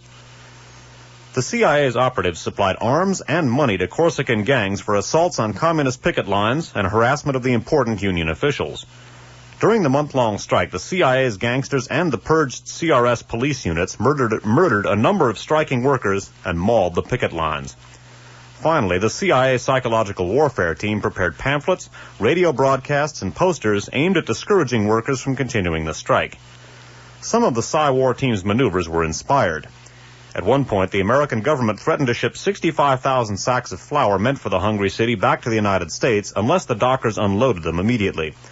The pressure of violence and hunger was too great, and on December 9th, Marseille's workers abandoned the strike, along with their fellow workers in the rest of France. There were some ironic finishing touches. On Christmas Eve of 1947, 87 boxcars arrived at the Marseille train station carrying flour, milk, sugar, and fruit as gifts from the American people, unquote, amidst the cheers of hundreds of school children waving tiny American flags. The Guarinis gained enough power and status from their role in smashing the 1947 strike to emerge as the new leaders of the Corsican underworld. But while the CIA was instrumental in restoring the Corsican underworld's political power, it was not until the 1950 dock strike that the Guarinis gained enough power to take control of the Marseille waterfront. This combination of political influence and control of the docks created the perfect environmental conditions for the growth of Marseille's heroin laboratories, fortuitously at exactly the same time that mafia boss Lucky Luciano was seeking an alternate source of heroin supply. So again, we see where the growth of the heroin trade is inextricably linked with the use by intelligence, specifically the CIA, which has just been created, the use of intelligence's use of underworld gangs, the very people who deal in heroin, as political hitmen to prevent the rise of any sort of alternative or leftist governments in Europe immediately post-World War II. Of course, this was exactly the role that we saw the Sicilian Mafia installed in by the OSS and AMGOT in Italy and in Sicily. Continuing now. The same austere economic conditions that had sparked the 1947 strike also produced the 1950 shutdown.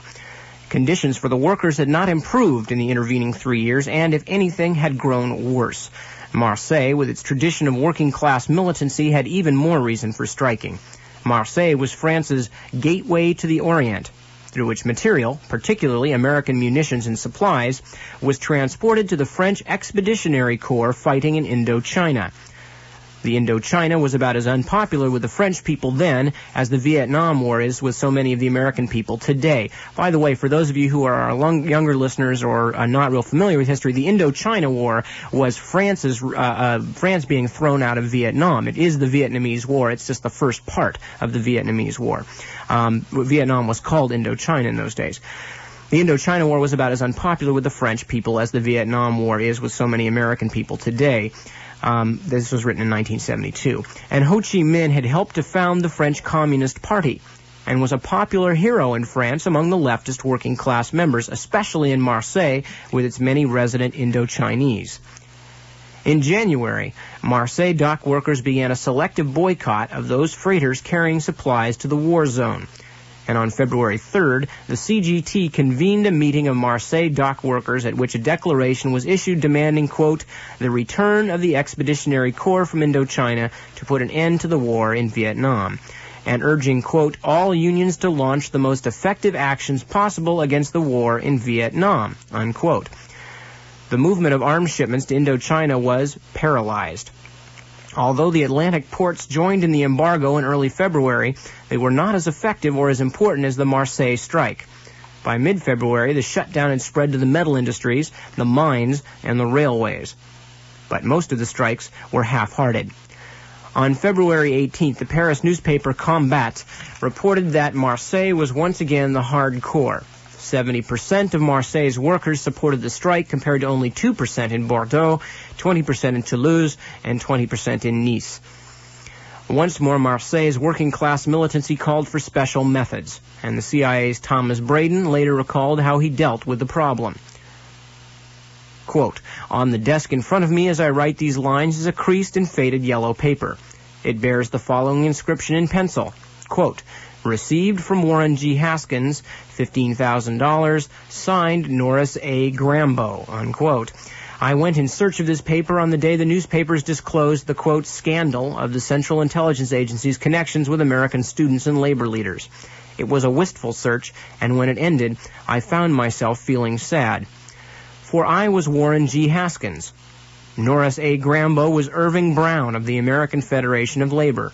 The $15,000 was from the vaults of the CIA, and the yellow paper is the last memento I possess of a vast and secret operation. It was my idea to give $15,000 to Irving Brown. He needed it to pay off his strong-armed squads in the Mediterranean ports, so that American supplies could be unloaded against the opposition of communist dock workers, unquote. With the CIA's financial backing, Brown used his contacts with the underworld and a, quote, rugged, fiery Corsican, unquote, named Pierre Ferri Pisani to recruit an elite criminal terror squad to work the docks. Surrounded by his gangster hirelings, Ferri Pisani stormed into local communist headquarters and threatened to make the party's leadership, quote, pay personally for the continuing boycott. And, as Time magazine noted with great satisfaction, quote, the first communist who tried to fire Ferri Pisani's men was chucked into the harbor, unquote. In addition, the Guarini's gangsters were assigned the job of pummeling communist picket lines to allow troops and scabs onto the docks, where they could begin loading munitions and supplies. By March 13th, government officials were able to announce that, despite a continuing boycott by communist workers, 900 dockers and supplementary troops had restored normal operations on the Marseille waterfront. Although sporadic boycotts continued until mid-April, Marseille was now subdued and the strike was essentially over. But there were unforeseen consequences of these Cold War, quote, victories. In supplying the Corsican syndicates with money and support, the CIA broke the last barrier to unrestricted Corsican smuggling operations in Marseille. When control over the docks was compounded with the political influence the milieu gained with CIA assistance in 1947, conditions were ideal for Marseille's growth as America's heroin laboratory. The French police later reported that Marseille's first heroin laboratories were opened in 1951, only months after the milieu took over the waterfront. Gaston Defferre and the Socialist Party also emerged victorious after the 1947 and 1950 strikes weakened the local Communist Party. From 1953 until the present, the socialists, de Fer and the socialists, have enjoyed an unbroken political reign over the Marseille municipal government. The Guérinis seem to have maintained a relationship with Marseille's socialists. Members of the Guérini organization acted as bodyguards and campaign workers for local socialist candidates until the family's downfall in 1967. The control of the Guérini brothers over Marseille's heroin industry was so complete that for nearly 20 years they were able to impose an absolute ban on drug peddling inside France. At the same time, they were exporting vast quantities of heroin to the United States. With their decline in power, due mostly to their unsuccessful vendetta with Marcel Francisci in the mid-1960s, their embargo on domestic drug trafficking became unenforceable, and France developed a drug problem of her own. Now, before we go on and discuss this, I just want to check with you, Dave. Is this not the same Tom Braden who has since become a TV broadcaster? Yes. And not only that, but on the cable news, he's the resident liberal. Exactly. He is the left to Pat Buchanan's right, which is, again, folks, just evidence of the kind of real wide range of opinions that we have available to us on network broadcasting. As Dave is talking about, we're talking about a program on CNN called Crossfire, where Tom Braden, this guy who's talking about helping Irving Brown and his federation to pay off the Corsican thugs on the docks to beat up and kill communists. This guy is now representing the left on a cable television debate program. Anyway, so now what we've seen here is in the 1947 and 1950 strikes in Marseille, that direct CIA support and psychological warfare and money support at that of the Corsican gangsters led to essentially creating the perfect environment for the heroin laboratories that would become the major heroin laboratories supplying the United States. So time after time, we've seen it already in Sicily and in France, where direct intervention by American intelligence and military has put the gangsters in power and then has given the gangsters the power themselves to begin the heroin traffic. And as we're going to see, folks, these are not isolated occurrences, and in fact, the pattern continues to grow and grow and grow. And again, reiterating, we have U.S. intelligence alliances with the Sicilian Mafia and the Union Chorus, using both. Well, the Sicilian Mafia initially used to guard the U.S. waterfront and eventually also used to help pave the way for Patton's invasion of Sicily. But the primary role of both the Mafia in Sicily, the Union Chorus in Marseille, are as anti-communist cadres. The power given to these two criminal syndicates via their alliance with U.S. intelligence places them in a position to effect a resurgence of the world heroin trade, and that's just what they did. We've already looked at the Luciano organization's resurgence in Sicily and its eventual use of Cuba as a transshipment point. Now we're going to take a look at the alliance, at how both of these groups, both the Sicilian Mafia, the Onorata Società under Lucky Luciano, and the Union Chorus in Marseille, and we're going to look at these two groups hooking up. Again, the two criminal syndicates boosted by U.S. intelligence via their support for these syndicates as anti-communist cadres now hook up and dominate the world heroin trade. Returning once again to the politics of heroin in Southeast Asia by Alfred McCoy. The basic Turkey-Italy-America heroin route continued to dominate the international heroin traffic for almost 20 years with only one important alteration. During the 1950s, the Sicilian Mafia began to divest itself of the heroin manufacturing business and started relying on Marseille's Corsican syndicates for their drug supplies. There were two reasons for this change. As the diverted supplies of legally produced Schiaparelli heroin began to dry up in 1950 and 51, Luciano was faced with the alternative of expanding his own clandestine laboratories or seeking another source of supply. While the Sicilian mafiosi were capable international smugglers, they seemed to lack the ability to manage the clandestine laboratories. Almost from the beginning, illicit heroin production in Italy had been plagued by a series of arrests, due more to mafiosi incompetence than anything else, of couriers moving supplies in and out of laboratories. The implications were serious. If the seizures continued, Luciano himself might eventually be arrested. Preferring to minimize the risks of direct involvement, Luciano apparently decided to shift his major source of supply to Marseille. There, Corsican syndicates had gained political power and control of the waterfront as a result of their involvement in CIA strike-breaking activities. Thus, Italy gradually declined in importance as a center for illicit drug manufacturing, and Marseille became the heroin capital of Europe. Although it is difficult to probe the inner workings of such a clandestine business under the best of circumstances, there is reason to believe that Meyer Lansky's 1949-50 European tour was instrumental in promoting Marseille's heroin industry. After crossing the Atlantic in a luxury liner, Lansky visited Luciano in Rome where they discussed the narcotics trade. He then traveled to Zurich and contacted prominent Swiss bankers through John Pullman, an old friend from the rum-running days. These negotiations established a financial labyrinth that organized crime still uses today to smuggle its enormous gambling and heroin profits out of the country into numbered Swiss bank accounts without attracting the notice of the U.S. Internal Revenue Service. So again, the two crime syndicates boosted into a position of primacy in Italy and France and Sicily by virtue of their alliances with the U.S. intelligence have now hooked up and represent the dominant factor in importing heroin. Now this connection, folks, the one we've just been looking at here, this cooperation between the Sicilian Mafia and the Union Chorus, the transshipment going first from Turkey to Sicily to the Marseille laboratories down to Cuba and up into the United States, that is the French Connection, about which the series of popular movies starring Gene Hackman was about, maybe a decade or two ago. But that connection, that French Connection, which has proved just as elusive as in the popular motion pictures, was formed through this alliance with U.S. intelligence with these criminal syndicates. The phenomena we've just described is the formation of the so-called French Connection. And as we're going to talk about a little bit later in the broadcast, and as many of our longtime listeners are familiar with, the book that we quote from very often, and I think we're even going to use at least once tonight, The Great Heroin Coup by Heinrich Krüger, is about the overthrow. The word coup in this case refers to the overthrow of the French Connection, the old French Connection heroin traffic, by a heroin connection found more amicable to the Nixon administration, and we'll get into that later, and that's the Golden Triangle heroin connection. So we're going to talk about that's the heroin coup referred to in the book, The Great Heroin Coup. Now, so far, we've taken a look at a wartime alliance and an immediate post-war alliance between U.S. intelligence and criminal syndicates in both Sicily and Marseille and Corsica, the Onorata Società, or Mafia as it's commonly known, and the Union Chorus, the Corsican organized crime syndicate so influential in Marseille. Now we're going to take a look at an alliance between U.S. intelligence and an organized crime syndicate, again, with very strong political and anti-communist overtones and activities, this one in China. Indeed. Now, those of you who are, again, perhaps not as familiar as they'd like to be with world history may have heard of Chiang Kai-shek and not be exactly sure of where he came from. Chiang Kai-shek was a man who rose out of the chaos that was China at the turn of the century.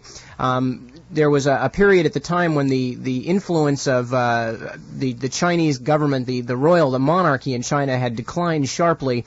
More and more, the Chinese were being dominated in the coast cities by the European powers who had set these coast cities up, places like Macau, Hong Kong, Shanghai, etc. Basically, China was a country torn apart, a huge country too. It's still, and even at that time, it was by far the most populous country in the world, in utter and total political disarray. Well, as so often happens in these cases, and we're seeing it right now in Corazon Aquino's attempt to try and standardize the government of the Philippines a little bit. She's facing a lot of resistance from warlords scattered all over the provinces. Well, this is what China was like in the 19-teens and 1920s. It was essentially the province of the Europeans in the capital cities, the old monarchy and the elite, and some of those people in the coastal cities, and warlords out in the provinces. And warlords were exactly what they sounded like. Essentially, it was strongman rule. They were small groups of essentially armed bandits who had set themselves up in positions of power. A lot of these people were in fact themselves very heavily involved with the then burgeoning opium traffic in China. Right. Now, it's worth noting that initially there was an alliance between a group called the Kuomintang, then headed up by a man named Sun Yat-sen, who's generally regarded as probably the single greatest patriotic figure in the history of China, although, perhaps one could call Mao Zedong or someone else at this stage of the game. But for many, many years, Sun Yat-sen was the dominant patriotic figure in China. His political group, the Kuomintang, or KMT, as we'll see it abbreviated here, set about to centralize China. While Sun Yat-sen was heading up the Kuomintang, they formed a political alliance with the Chinese Communist Party for the purpose of overcoming the warlords and centralizing China. When Sun Yat-sen died, the Kuomintang was taken over by Chiang Kai-shek, who was bitterly anti-communist, and while at the same time maintaining the appearance of preserving the alliance Sun Yat-sen had formed with the Chinese Communist Party, in fact, Chiang Kai-shek set about plotting against that party, often with the connivance of some of the very warlords he was supposedly trying to conquer, and eventually Chiang initiated a very bloody purge, which was to set off a civil war lasting roughly 2 decades, going through the period of the World War II and eventually culminating in the Chinese takeover of the country. And of course, to this day, the mainland of China is the People's Republic. But it began with this break between the Kuomintang and the Chinese communists under Chiang Kai-shek. Indeed, and as Dave mentioned, at the time when Chiang Kai-shek pulled the Nationalist Party away from its more progressive roots, he made alliances with, among other people, the warlords and the reactionary elements that had been left over from the old monarchic days.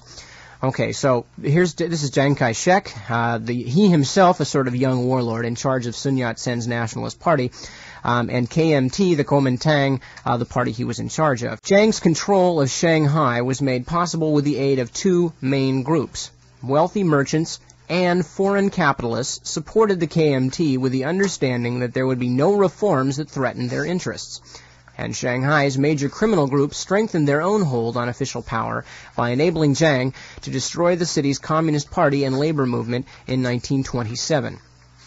These Shanghai criminal organizations were dominated by 2 secret society groups called the Green and Red Circles, or gangs. Secret societies, whether political, social, or criminal, were traditionally an important force in Chinese society whenever central authority broke down. During the 19th century, the Red and Green gangs had drawn their membership from people involved in transporting grain and smuggling salt along the Grand Canal, China's primary north-south inland waterway. After 1911, these groups shifted their activities to the cities of central China, particularly to Shanghai. Shanghai had been an important Chinese center for the opium traffic since the 1840s, when Britain's victory in the Opium War opened the port to foreign trade and the establishment of foreign-controlled areas, or concessions, which by the 1930s included almost a third of the city's 3.5 million people. The city's tradition of involvement in opium and other vices that tended to accompany the Western presence in Asia was tailor-made for the Green and Red gangs. Both evolved into criminal organizations whose role in the narcotics trade and in the anti-communist movement suggest parallels with the roles of the Sicilian Mafia and Corsican syndicate groups in Europe. One of Shanghai's most influential citizens was Tu Yuesheng, narcotics overlord, anti-Japanese patriot, and leader of the Green Gang, who began his career in Shanghai's French settlement, a noted center of illicit activities where criminals were permitted to operate freely. Nip, we may want to spell some of these complicated Chinese names for people, because I know that probably if I was listening, I wouldn't necessarily be able to anticipate how that was spelled. Good point. The one we're talking about now, of course, the narcotics overlord and head of the Green Gang is Tu. That's the last name. In Chinese, of course, it's put first. T-U, Tu. And then his first name is Yuesheng, Y-U-E-H-S-H-E-N-G. Tu Yuesheng, narcotics overlord, anti-Japanese patriot, and leader of the Green Gang, who began his career in Shanghai's French settlement, a noted center of illicit activities where criminals were permitted to operate freely. In exchange for tax profits on vice, the French turned the administration of the settlement over to the gangs. Tu became the protege of a man known as Pockmarked Huang, H-U-A-N-G, who was the chief of detectives in the French concession and a major Green Gang leader.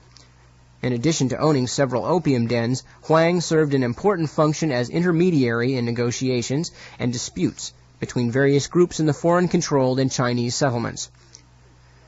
Prior to 1918, Shanghai's opium traffic was based in the British concession, under the control of Chinese from the Swatow area of Kwangtung province.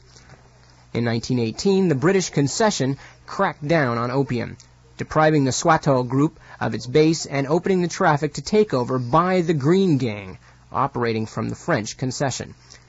During the 1920s, Tu Yuesheng unified the competing gangster organizations involved in the drug traffic and extended his influence from the French settlement out to the more prosperous international settlement. Tu became one of the, quote, Big Three among the Shanghai gangsters, working with Pockmarked Huang and Chang Xiaolin, spelled C-H-A-N-G, and then the other name H-S-I-A-O-L-I-N. This unholy triumvirate controlled the city's underworld in early 1927, when Chiang's Northern Expedition Forces approached. Now, this is Chiang Kai-shek they're talking about. When Chiang's Northern Expedition Forces approached. In late February 1927, labor unions allied with the KMT, again, Chiang's political party, moved against warlord control and foreign economic domination and began a general strike, planning to welcome Chiang's armies to a liberated Shanghai. For his part, Chiang Kai-shek was actively courting the support of wealthy conservative and foreign businessmen. A strong united labor movement was a major impediment. Consequently, in late February, Chiang's forces delayed their advance toward the city, hoping that reprisals by the British-run International Settlement Police and the Chinese garrison commander would break the strike and destroy its leadership. Despite bloody reprisals, labor organizers ordered a second strike to begin March 21st. A massive display of workers' power that shut down the city once again in anticipation of the KMT's victorious advance. Although there was disturbing evidence that Chiang was beginning to conduct a violent purge of communists and suspected communists in the cities under his control, the communist leadership, with the encouragement of Comintern advisors, doggedly continued to support the alliance and with increasing difficulty ignored the ominous signs of KMT treachery. The strike caused considerable consternation in the Chinese and foreign business communities, and Chiang set about persuading these interests to support him, simultaneously avoiding a public declaration of outright hostility toward the communists. On arriving in Shanghai in late March, he met first with pockmarked Wang, and later with leading Chinese industrialists and bankers who became satisfied that under Chiang's control there would be no further trouble from organized labor. The gratified businessmen then presented him with a, quote, loan of 3 million Shanghai dollars, the first of a series of lucrative donations. Okay, so what we're seeing here, as we mentioned at the beginning, is Chiang Kai-shek taking originally a nationalist movement. In this case, the Kuomintang Party, originally a nationalist and progressive movement interested in unifying the government of China, and not only taking it over, but then beginning a purge of the communists and actually betraying the nationalist supporters in the city who were performing a labor strike against foreign economic domination. Instead, Chiang Kai-shek has already decided that foreign domination is what he's interested in, and sits outside the city, much in the same way that the Americans refused to drop arms to the communist resistance in northern Italy. Chiang Kai-shek decides to wait outside the city to see if the British and the Chinese garrison soldiers wipe out the strikers, who, again, remember, are people who are supposed to be his allies. But the fact that they are labor, the fact that they are progressive, and the fact that Chiang Kai-shek was even at that point moving to the extreme right meant that they were no longer useful to him. So Chiang Kai-shek comes into Shanghai after allowing the strike to be severely stomped on, and immediately begins to court the local gangsters in the person of pockmarked Wang, who had already been a part of the power structure, and also the local businessmen, who then give him $3 million. So Chiang Kai-shek is now riding tall in the saddle in Shanghai and beginning to thoroughly purge any leftist or moderate elements out of his nationalist party. And broadcasting from Foothill College, this is KFJC Los Altos Hills. Now, returning again to China, from here in the South Bay, California, the main ally that Chiang Kai-shek enlisted in order to break the working class of Shanghai was none other than Tu Yue-sheng, one of the big three, unquote, of Shanghai gangsters, and for our purposes here, perhaps most noteworthy, the man who at this point dominates the opium traffic in Shanghai. Returning to the politics of heroin in Southeast Asia. Chiang had some 3,000 troops under his command in the city, pitted against a larger but poorly armed force of workers and communists. He doubted whether his soldiers could be trusted to turn against the workers' groups, which they considered their main allies, and turned to Tu Yue-sheng and his colleagues for help.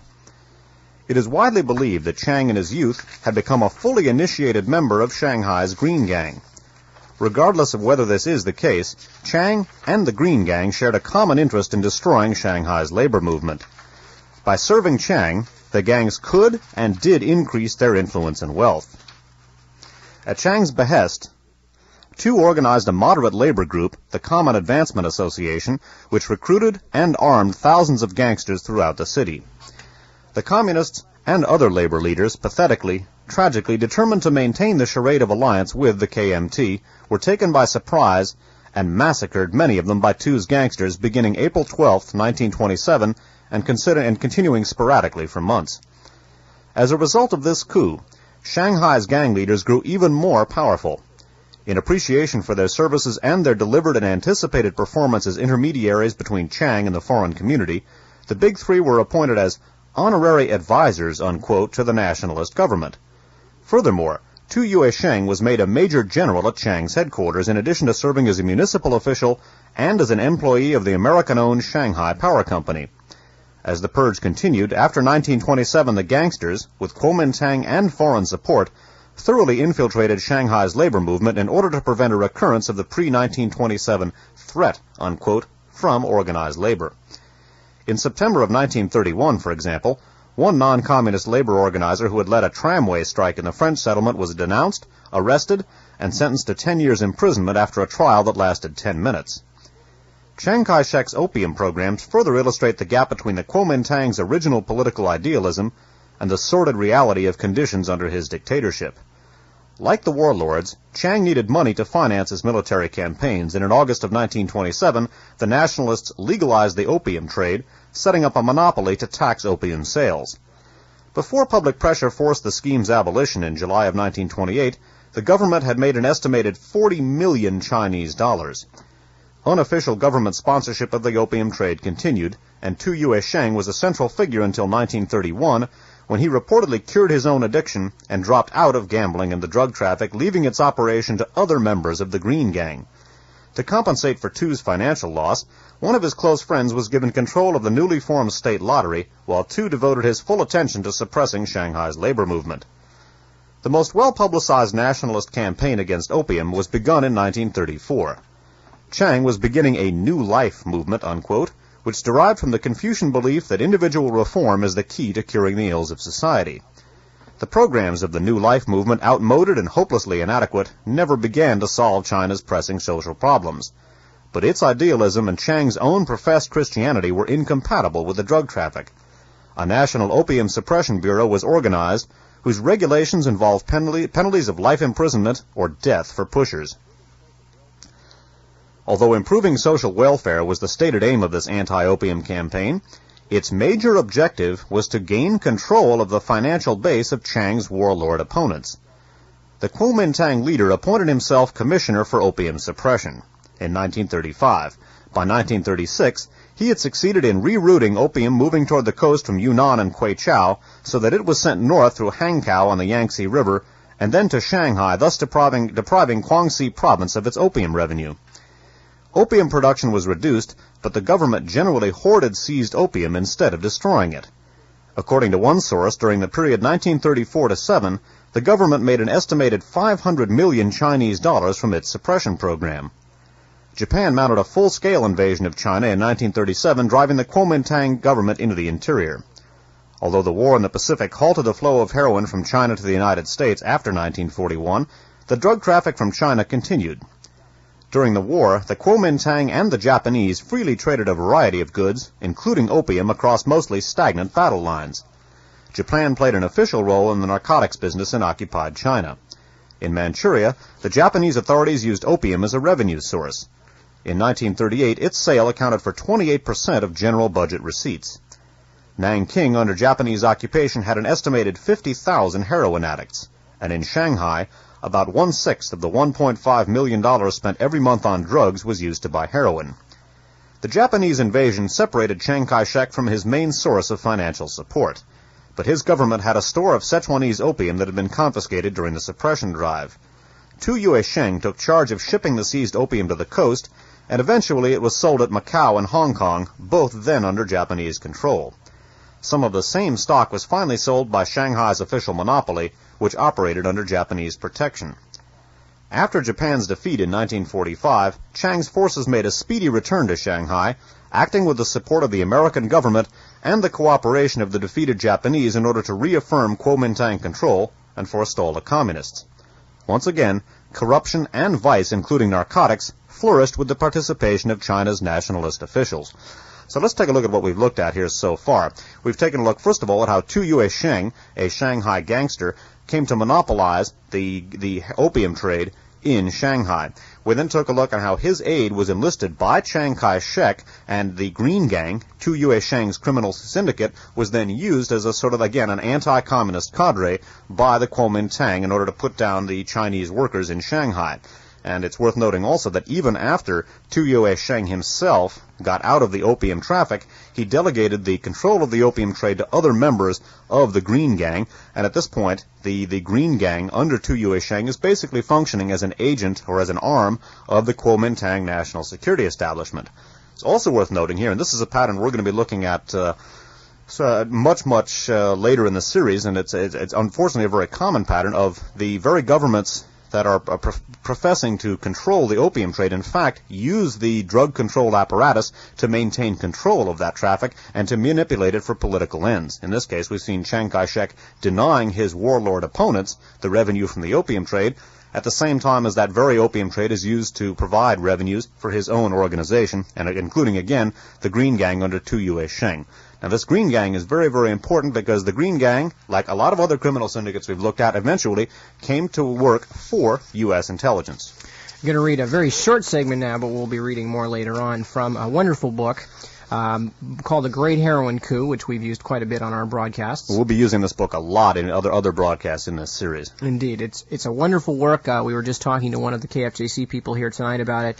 Also a book that is not currently in print, I don't believe, but one that if you can track it down in a library, or if you especially find a used copy somewhere, or you want to contact perhaps Tom Davis or somebody like that for a copy, it would be more than worth your time to do it.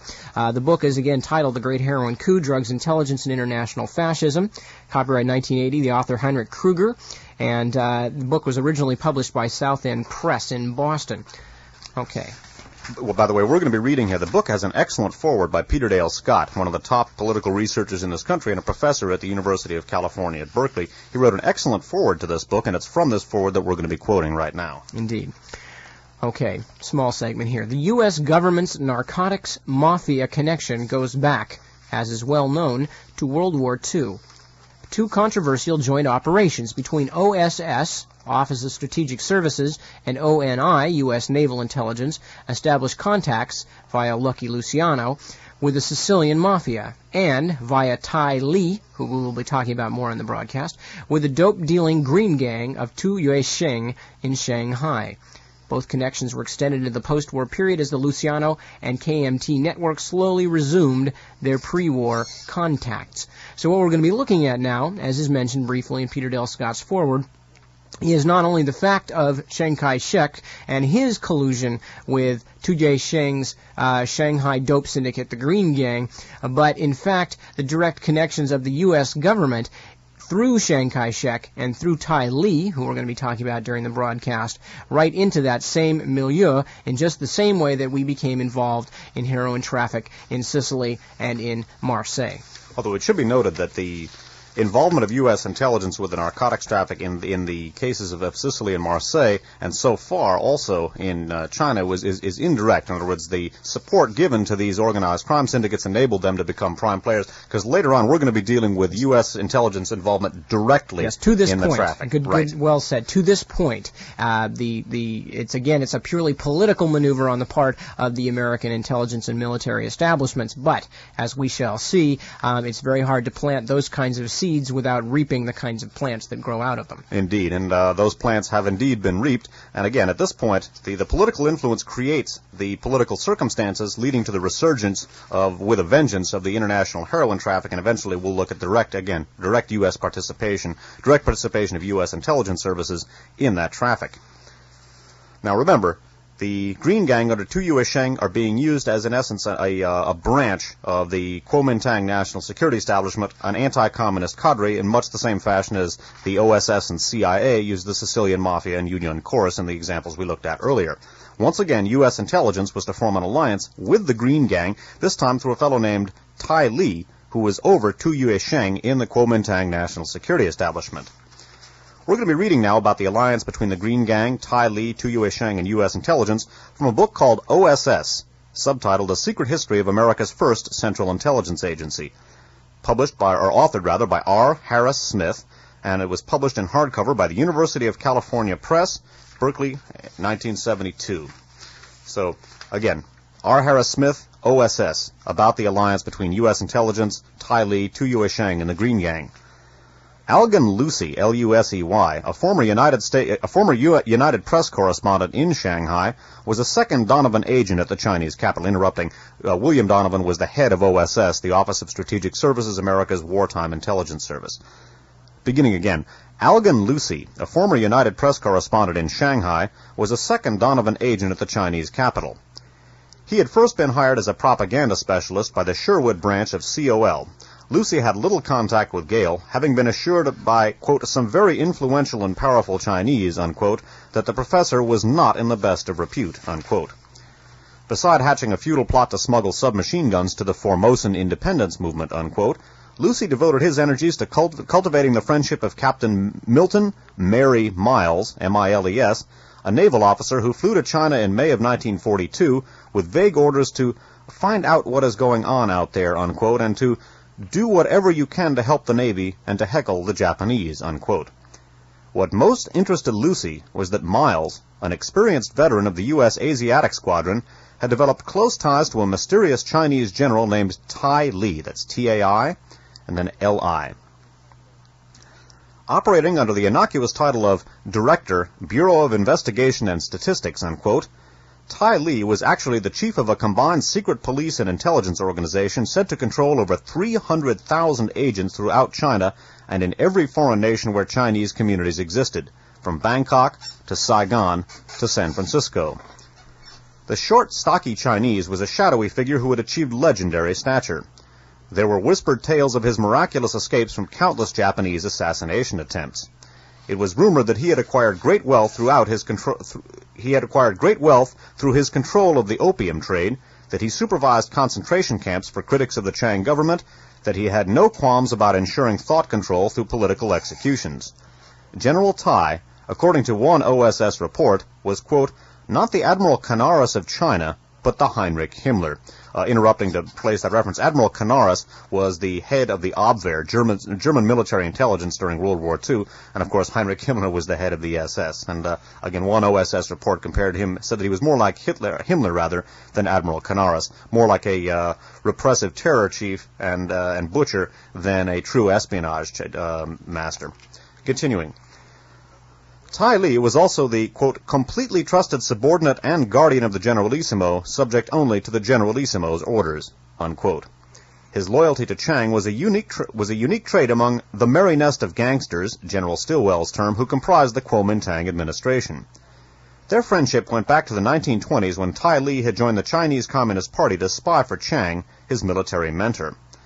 The Generalissimo then turned against his communist allies, and Tai Li was assigned the task of persecuting his former comrades.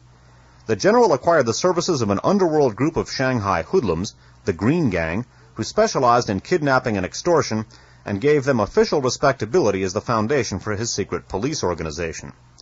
General Tai also had a long-standing reputation as a xenophobe who rarely met with foreigners. That was why Captain Miles' friendship with the enigmatic general was of such great interest to Lucy. With the agreement of Chiang Kai-shek, Tai Li had already suggested to Miles that they cooperate in a Sino-American friendship plan for the training of thousands of Chinese guerrillas and espionage agents. Miles had at first been suspicious of Tai Li. When he learned that General Tai's men had developed poisons in the form of Bayer aspirin tablets and Carter's little liver pills, he rushed home to collect all his household medicines and lock them away in a 4-combination safe. But his wariness faded, and he soon refused to believe that Tai Li was, quote, the head of a Chinese OGPU with which anyone from the United States would be embarrassed to associate, unquote. Without consulting Washington, Miles agreed to the friendship plan. Lucy had mixed feelings about the project. He informed Washington that Tai Li's organization was, quote, very efficient and we can use it to great advantage. It is also considered utterly ruthless, and the inner circle impresses me as being a bunch of cutthroats, unquote. Nevertheless, to keep in Miles' good graces, Lucy asked OSS headquarters to help procure a shipment of short-barreled shotguns for the use of Tai Li's, quote, swell bunch of hard-hitting, honest men, good gunmen in the occupied territories, unquote. So before Nip continues with the saga of Tai Li and the OSS, let's review very briefly. Of course, we've looked already at Tu Yuesheng, Shanghai organized crime leader, head of the Green Gang, and in that capacity, it has a monopoly over the Shanghai opium traffic. Chiang Kai-shek's government itself becomes sort of the official guarantor of the opium traffic, controlling it in political ways in order to deny the warlords opium revenue while guaranteeing his own Kuomintang organization that very same revenue. The Green Gang is then used by Chiang Kai-shek to suppress workers' strikes in Shanghai. It then becomes an official wing of the Kuomintang military and intelligence apparatus, and Tu Yuesheng himself becomes a general under Chiang Kai-shek. Chiang Kai-shek's intelligence chief, Tai Li, uses the Green Gang as the foundation for his organization throughout China. So we've got Tai Li over Tu Yuesheng and the Green Gang using this criminal syndicate as an inextricable part of his own intelligence system, and now we've seen Tai Li working with Officer Miles of U.S. Naval Intelligence, and this relationship between Tai Li, Tu Yuesheng, the Green Gang, and U.S. intelligence is to be cemented. Now, Chiang Kai-shek, of course, because of the fact that Tai Li was one of the few people of his gang of merry bandits, or whatever it was that was Stilwell's term, one of the few people that he trusted, thought it was a great idea that the OSS should make their connections with his intelligence service in the person of Tai Li. So Chiang Kai-shek pressed for the acceptance of this quote-unquote friendship plan to connect the two services, and Washington, which had very little other ways to get a lot of the intelligence information that they wanted in Asia, reluctantly went along with it. Reading again from OSS by R. Harris Smith. After several months of negotiations, and with Roosevelt's verbal approval, Donovan and Secretary of the Navy Knox put their signatures, Donovan again, of course, is William Donovan of the OSS. Donovan and Secretary of the Navy Knox put their signatures to a secret technical agreement with the Chinese government. This pact created a joint secret service, the Sino-American Cooperative Organization, SACO, under the directorship of Tai Li. Miles was deputy director as well as Far Eastern chief of OSS and commander of Navy Group China. SACO was to engage in guerrilla training, espionage, sabotage, and radio interception. The Chinese agreed to supply manpower and facilities, while arms and equipment would come from the United States.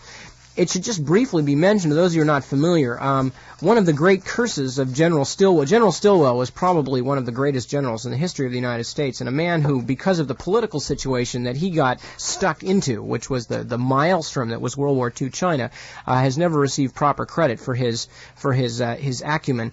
But one of the things that was going on during World War II, and it's important to realize here, is that Chiang Kai-shek had absolutely no intention whatsoever to fight the Japanese. In the northern provinces of China, of course, again, as was true in France and in Italy, the communists were the ones who were actively fighting the Japanese. Now, the Japanese occupation of China had been particularly repressive, even by Japanese standards, and it had been going on since for 2 years before the war in Europe had even started. Chiang Kai-shek, however, was so terrified, he was so terrified of the communist opposition, which had a lot of support among the people of the country, whereas Chiang Kai-shek had support only of the military, the foreign bankers, etc., etc. He was so frightened that he would rather do anything than actually waste any of his own weapons or resources fighting the Japanese. What he did for all of World War II was to stand around and tell the United States essentially to keep sending him money so he could fight the Japanese, and use that to stockpile weapons against the communists, while the communists in the north were fighting the Japanese with hoes and shovels and rifles. Now, because of this fact, the entire Chiang Kai-shek government was geared to one concept only, and that was to make a pile of money, to outlast the war, and then, with U.S. help, consolidate themselves. But there was always the possibility that the government would fall through. So again, the first priority, making money, became very important. And the drain of U.S. funds and others from the treasuries of the Kuomintang were phenomenal. Hundreds and hundreds of millions of dollars sucked out of the Lend-Lease East agreements and going directly into the pockets of Chinese officials. So this is one of the things that was going on with Tai Li and Chiang Kai-shek. These people were not leaders of a government in the common sense. These were people who had a golden goose, and they were going to wring every last egg out of it while they had the opportunity before the people in China rose up en masse, which they did, and threw them out on their ear. Now, because of the fact that General Stilwell wanted Chiang Kai-shek to fight the Japanese, he was at odds with Chiang Kai-shek, whom he couldn't stand, and the feeling was mutual. Eventually, General Stilwell was replaced by someone whose political sympathies were much, much more closely in tune with those of Chiang Kai-shek, and that's a fellow we've looked at in the past, namely General Albert Cody Wiedemeyer. Wiedemeyer's education, his military education, could be accurately described as Nazi, inasmuch as he was a graduate of the Kriegswehr Academy, the German West Point, in essence. We looked at him at considerable length in Radio Free America show number 11. Also, we touched back on General Wiedemeyer in Radio Free America number 14. But Wiedemeyer himself had an extraordinary number of fascist connections. He rented his apartment from Gerhard Rossbach, a leader of the stormtroopers who later went to work for the CIA. He was a close friend of Ludwig Beck, chief of the German General Staff, and in fact in his own biography, his own autobiography, Wiedemeyer reports, Wiedemeyer comments that he was even known around the Kriegswehr Academy for being an enthusiastic Sieg Heiler. So we looked at Wiedemeyer at great length, again in Radio Free America show number 14, including his probable participation in the assassination, well actually his definite participation in the assassination of President Kennedy, according to the CDC, the French Military Intelligence Service. Eventually, Wiedemeyer, again much more closely in tune with the dyed-in-the-wool anti-communist sentiments of Chiang Kai-shek, replaces General Stilwell. It's worth noting that when Wiedemeyer becomes American commander in China and advisor to Chiang Kai-shek, Wiedemeyer centralized all intelligence operations in China under his command. However, one of the stipulations was to be that all covert activities had to be cleared by both the American Army and the Chinese government, and as we're about to see, that placed Tai Li, through one of his closest aides, in a position to veto any intelligence operation that he disagreed with. Now, this is significant because one of the interesting aspects of Tai Li and the whole Kuomintang axis was that at times they would actually collaborate with the Japanese against the Chinese, and OSS eventually wound up at severe loggerheads with the Tai Li organization, even though they technically formed an alliance with them, because of the fact that Tai Li would not permit OSS to function in connection with the Chinese communists. Now, the Chinese communists were the most effective fighting force against the Japanese in China. As such, OSS wanted to give them the necessary logistical support to do the job and basically save American lives by pinning down and killing Japanese troops. This was totally opposed by Chiang Kai-shek, and in fact, the OSS was convinced that Tai Li's organization was murdering their own Chinese agents who attempted to effect liaison with the communists, although they weren't able to prove this. The British actually came much closer to proving that, and the British actually sent agents into China to spy on Tai Li, who they felt had German sympathies. Incidentally, one of the things we also looked at in Radio Free America show number 11 was the fact that after Tai Li was killed in a plane crash, the head of Chiang Kai-shek's military intelligence was headed up by, well, the head of that became a man named Louis Siefkin, who formerly was a Nazi spy who'd helped transmit intelligence on Pearl Harbor to the Japanese, facilitating their attack on Pearl Harbor. At any rate, though, it's worth noting that after General Wiedemeyer, and a background on him again in Radio Free America number 11, after Wiedemeyer assumes control of the American military situation in China, he cements American military intelligence operations to the organization of Tai Li. In other words, the Tai Li organization now has veto power over any intelligence operation in the area. And one last thing, just to remind you, the foundation of the Tai Li organization is the heroin-dealing Green Gang. Right. Again, Tai Li is the person over Tu Yuesheng in the Green Gang, although the Green Gang represents the core of Tai Li's organization. Continuing now from OSS by R. Harris Smith. But Wiedemeyer had a further proviso for clandestine operations. He centralized all planning for secret services at his headquarters and insisted that future covert activities be cleared, unquote, by both the American Army and the Chinese government. To represent the Generalissimo in the clearance machinery, the Chinese government appointed a general who was actually one of Tai Li's closest aides. OSS thus met with official Chinese objections whenever an operation requiring communist cooperation was proposed. In February of 1945, a contingent of Jedburghs, by the way, those were commandos who'd worked behind the lines in Europe, a contingent of Jedburghs was flown to China for commando operations. Upon their departure from the United States, they were told that they would be working with communist guerrillas, as many of them had done in France. But the Jeds never reached North China. Neither did an OSS team organized to direct and actually operate an entire military communications network for the communists. The unit, commanded by Frank Farrell, a New York newspaper editor in Marine uniform, waited impatiently at OSS headquarters in Kunming throughout the spring of 1945. The central government refused to sanction the mission. Tai Li and Miles continued to charge that OSS was collaborating with Yinan. Interrupting, Yinan was the communist Chinese capital during World War II. In July, Miles claimed that OSS had dropped submachine guns to communist plainclothesmen, unquote, at Shanghai. The point here now is that the Tai Li organization is bound even more closely to the American commitment in China, even though that commitment was actually, in as far as its effectiveness against the Japanese was concerned, was compromised by this very alliance. Even General Wiedemeyer himself, and his political sympathies could accurately be described as fascist, General Wiedemeyer himself spoke very highly, although he was militantly anti-communist, in his own writings he spoke very highly of the military performance of the Chinese communists, and while the war was still going on, did what he could to try and work with those Chinese communists. But Tai Li himself and his organization would not permit this. So it's worth noting here that this alliance actually cost American lives, because the Japanese, even until quite late in the war, enjoyed good military success in China, simply due to the fact that the Kuomintang was not interested in fighting the Japanese. A lot of Americans lost their lives as a result of that. Going to read one last short segment, and then we're going to take a break and give you a chance to get up and stretch a little bit. This is from The Great Heroin Coup, again by Henry Kruger. And he's writing, again, in sort of an overview of what some of the results of these things were. Again, he's talking about 1948 at this point.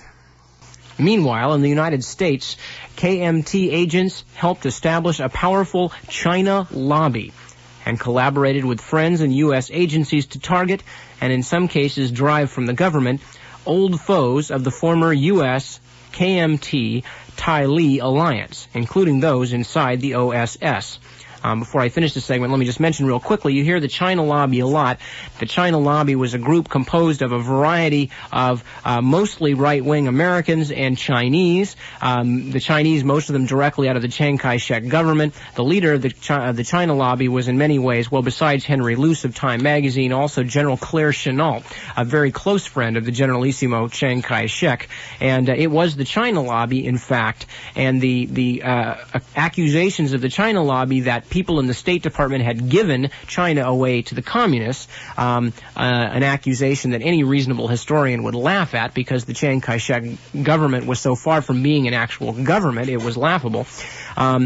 But it was those accusations by the China Lobby against various members of the State Department and the Foreign Service that actually started the McCarthy era in the United States and the allegations of communist subversion within the government. We looked at the China Lobby again in Radio Free America show number 11. We looked at part of its origin. We repeated that in Radio Free America number 14 about the World Anti-Communist League.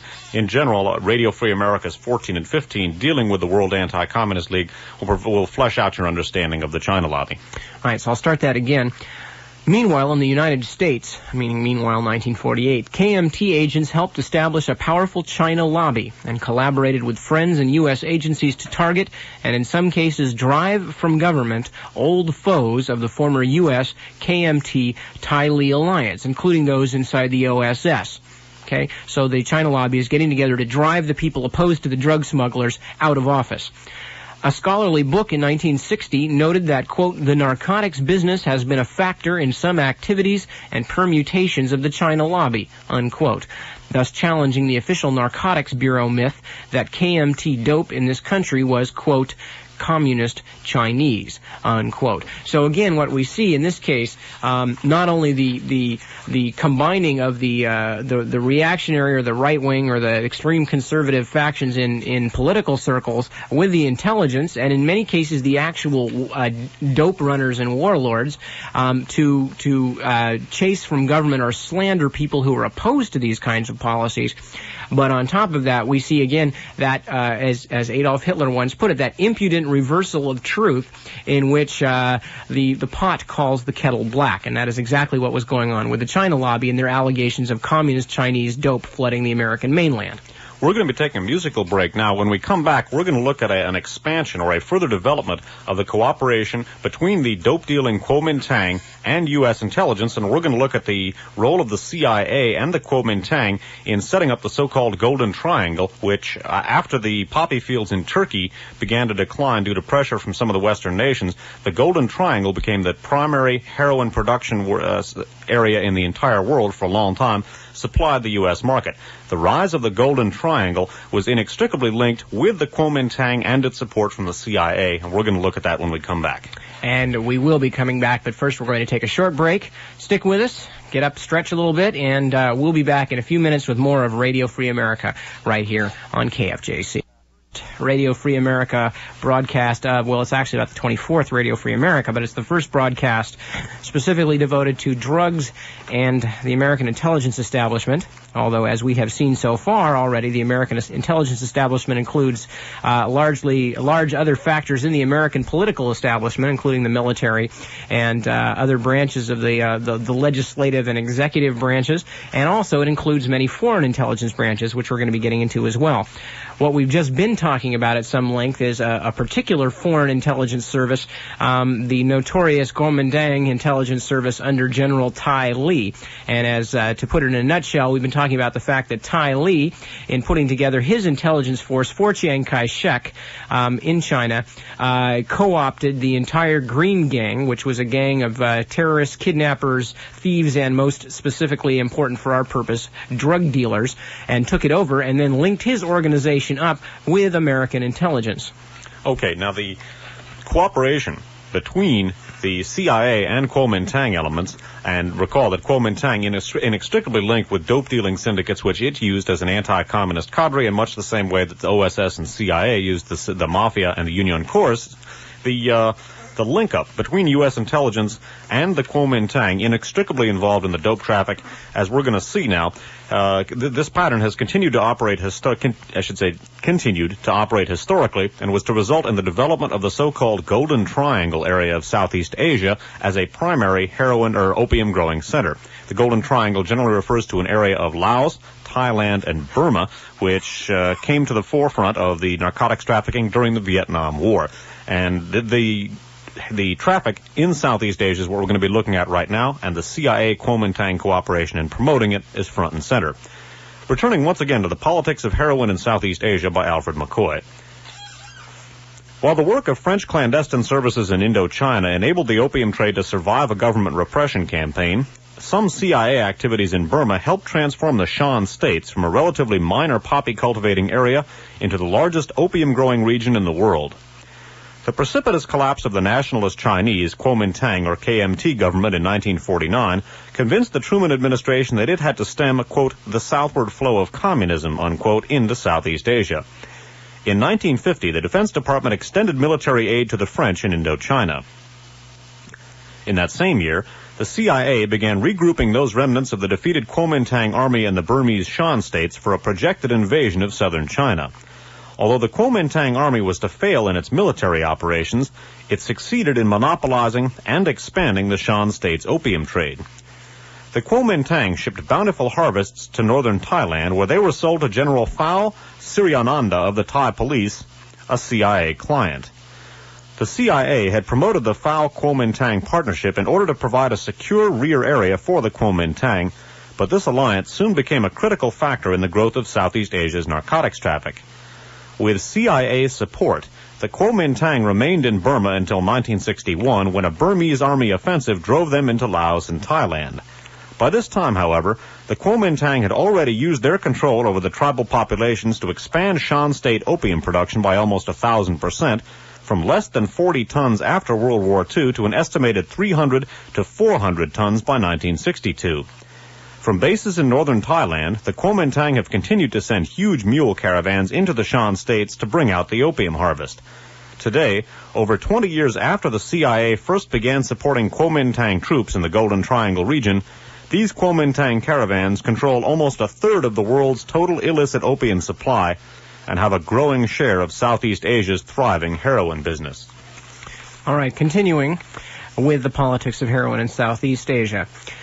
Nationalist Chinese stragglers began crossing into Burma in late 1949. And in January 1950, remnants of the 93rd Division 26th Army and General Li Me's 8th Army arrived in Burma.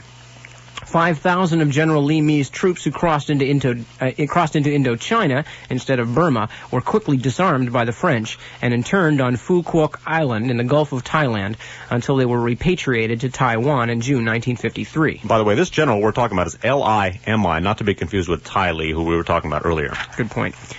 However, the Burmese army was less successful than the French in dealing with the Chinese. By March 1950, some 1,500 KMT troops had crossed the border and were occupying territory between Kengtung City and Tachilek. In June, the Burmese army commander for Kengtung State demanded that the KMT either surrender or leave Burma immediately. When General Li Me refused, the Burmese army launched a drive from Kengtung City and captured Tachilek in a matter of weeks. 200 of Li Me's troops fled to Laos and were interned, but the remainder retreated to Mong Sat, about 40 miles west of Tachilek and 15 miles from the Thai border. Since the Burmese army had been tied down for 3 years in central Burma, battling 4 major rebellions, its Kengtung contingent was too weak to pursue the KMT through the mountains to Mong Sat. But it seemed only a matter of months until the Burmese troops would become available for the final assault on the weakened KMT forces. At this point, the CIA entered the lists on the side of the KMT, drastically altering the balance of power. The Truman administration, ambivalent toward the conflict in Southeast Asia since it took office in 1945, was shocked into action by the sudden collapse of Chiang Kai-shek's Kuomintang regime. All the government agencies scrambled to devise policies, quote, to block further communist expansion in Asia, unquote. And in April 1950, the Joint Chiefs of Staff advised the Secretary of Defense that, quote, resolution of the situation facing Southeast Asia would be facilitated if prompt and continuing measures were undertaken to reduce the pressure from Communist China. In this connection, the Joint Chiefs of Staff have noted the evidence of renewed vitality and apparent increased effectiveness of the Chinese nationalist forces. They went on to suggest the implementation of, quote, a program of special covert operations designed to interfere with communist activities in Southeast Asia, unquote. The exact details of the special covert operations planned for Burma were not spelled out in the Joint Chiefs of Staff memo or any of the other Pentagon papers because it was one of the most heavily classified operations ever undertaken by the CIA. The U.S. ambassador to Burma was not told. Top-ranking officials in the State Department were kept in the dark, and it was even hidden from the CIA's own deputy director for intelligence. From what can be gleaned from available documents and the events themselves, it seems that the Truman administration feared that Mao was bent on the conquest of Southeast Asia and would continually probe at China's southern frontier for an opening for his, quote, invading hordes. Although the Truman administration was confident that Indochina could be held against a frontal assault, there was concern that Burma might be the hole in the anti-communist dike. Couldn't Mao make an end run through Burma, sweep across Thailand, and attack Indochina from the rear? The apparent solution was to arm the KMT remnants in Burma and use them to make the Burma-China borderlands, from Tibet to Thailand, an impenetrable barrier. The first signs of direct CIA aid to the KMT appeared in early 1951 when Burmese intelligence officers reported that unmarked C-46 and C-47 transport aircraft were making at least 5 parachute drops a week to KMT forces in Mong Sat. With its new supplies, the KMT underwent a period of vigorous expansion and reorganization. Training bases staffed with instructors flown in from Taiwan were constructed near Mong Sat. KMT agents scoured the Kokang and Hua states along the Burma-China border for scattered KMT survivors, and General Li Me's force burgeoned to 4,000 men.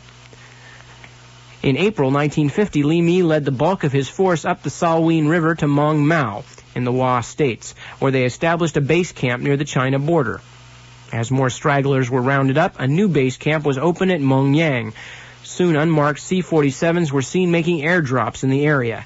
When Li Me recruited 300 troops from Kokang State under the command of the Sabua's younger sister, Olive Yang, more arms were again dropped to the KMT camp. So we have the CIA arming the Kuomintang refugees in Burma, ostensibly to go after the Chinese communists and to present a barrier against a possible communist Chinese invasion of Southeast Asia. Well, as we've seen, as we know from history, that invasion never took place. It's worth noting that the CIA's aid to the Kuomintang forces in Burma was instrumental in permitting the Kuomintang forces, and we've looked at official Kuomintang involvement with the opium trade in the past, or earlier in the broadcast, I should say. This CIA aid to the Kuomintang forces in Burma permitted them to take over and expand the opium trade, the opium growing in the Shan states, a disputed area of Burma. Continuing with the politics of heroin in Southeast Asia. With the Burmese army still preoccupied with insurgency in other parts of Burma, the Kuomintang soon became the only effective government in all the Shan states' territories between the Salween River and the China border, Kokang, Wa, and Kengtung states. These territories were also Burma's major opium-producing region, and the shift in Kuomintang tactics allowed them to increase their control of the region's opium traffic. The Burmese government reported, quote, "The Kuomintangs took over the control and administration of circles and village tracts." Circles, by the way, means districts.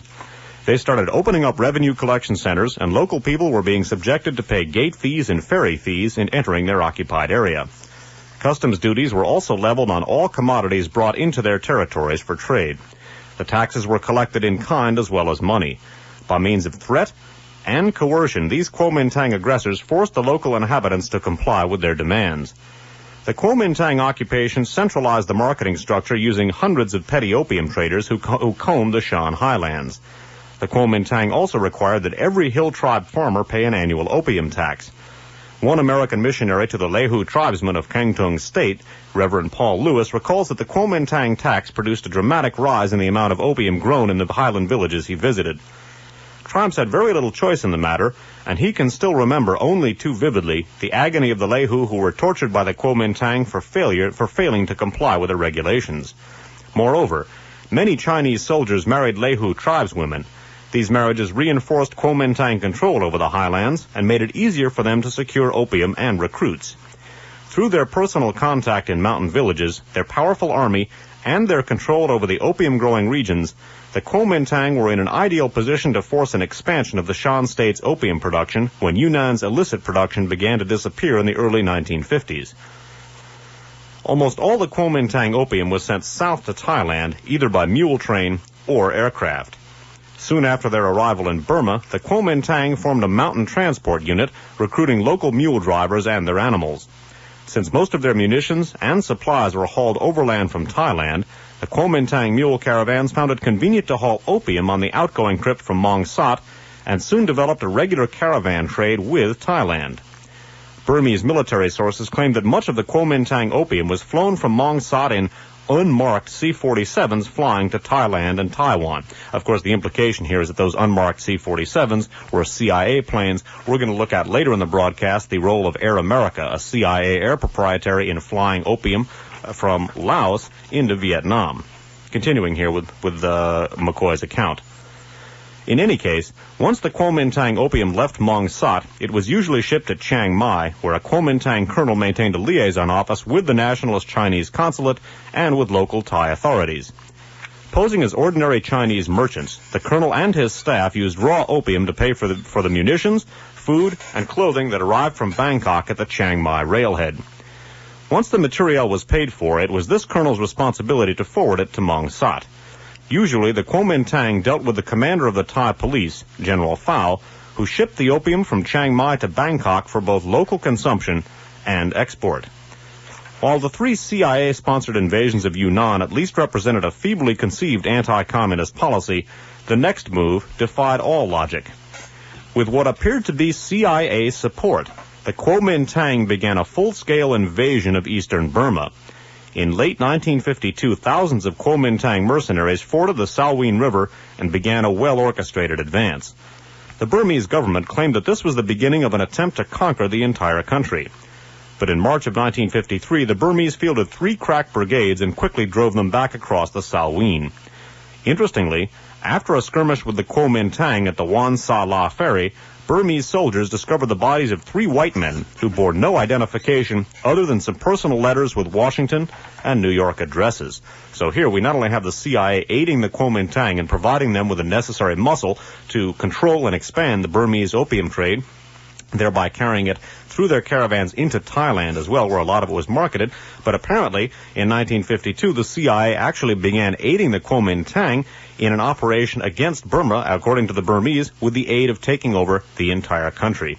And as we will see, there was no lack of knowledge of this. As a matter of fact, as we'll see in the end of the next segment, and as by 1952, articles were being printed in the New York Times detailing the fact that these activities were going on. So there's no excuse of ignorance on the part of American officials.